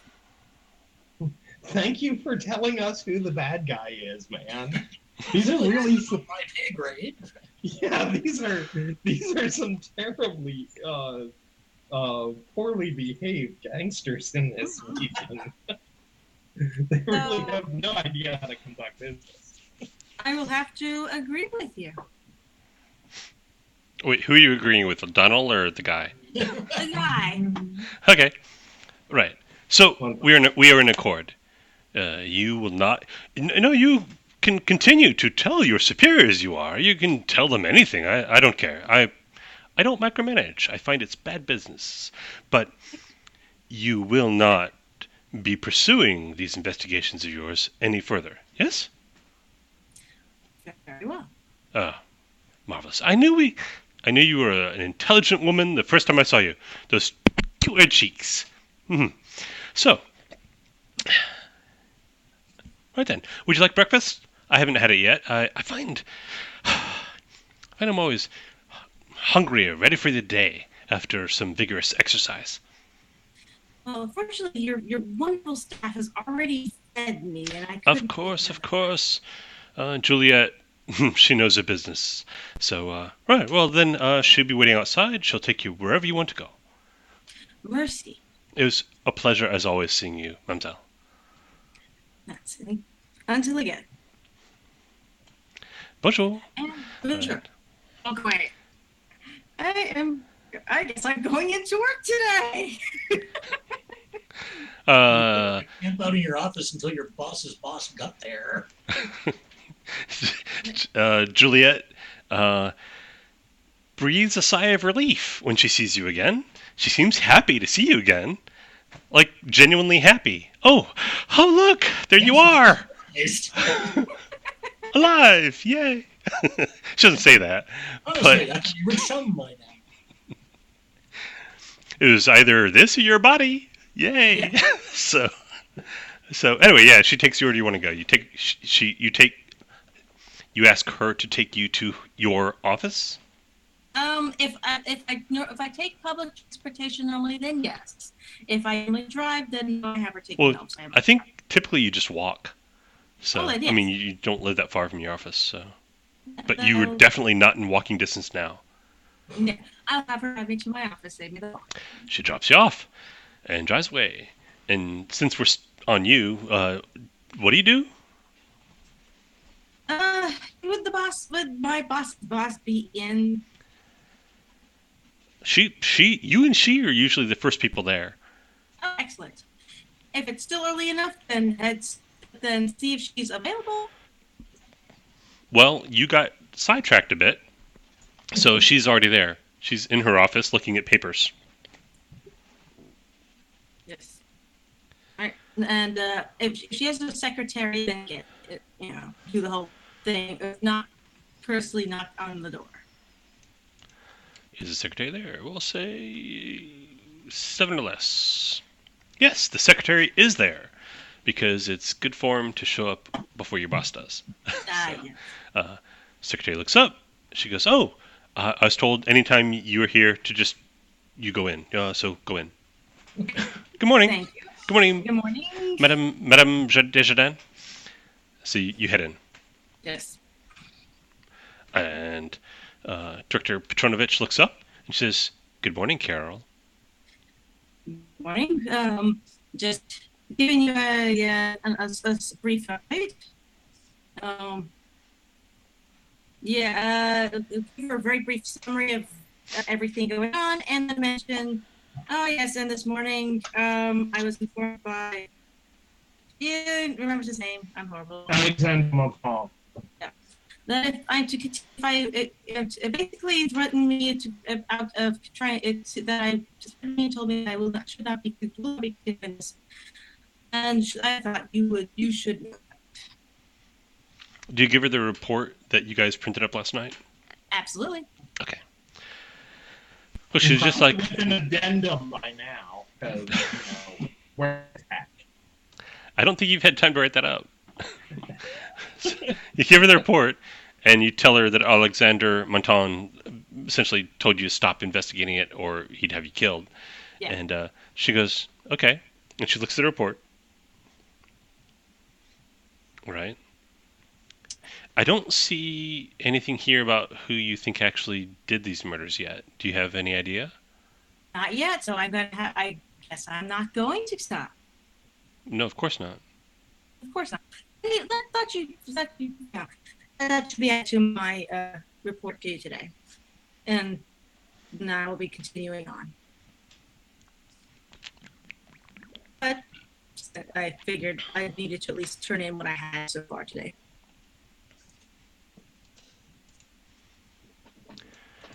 I'm wondering if she'd do anything about that. No. She goes, "Okay. Thank you for your report." Thank you. She doesn't seem to react particularly to anything you told her, including the thing about him threatening to kill you. I was not expecting. I was neither expecting nor. I was expecting neither way. She was either going to do something, say something, or not. Never know. Thank you. I think you're making good progress.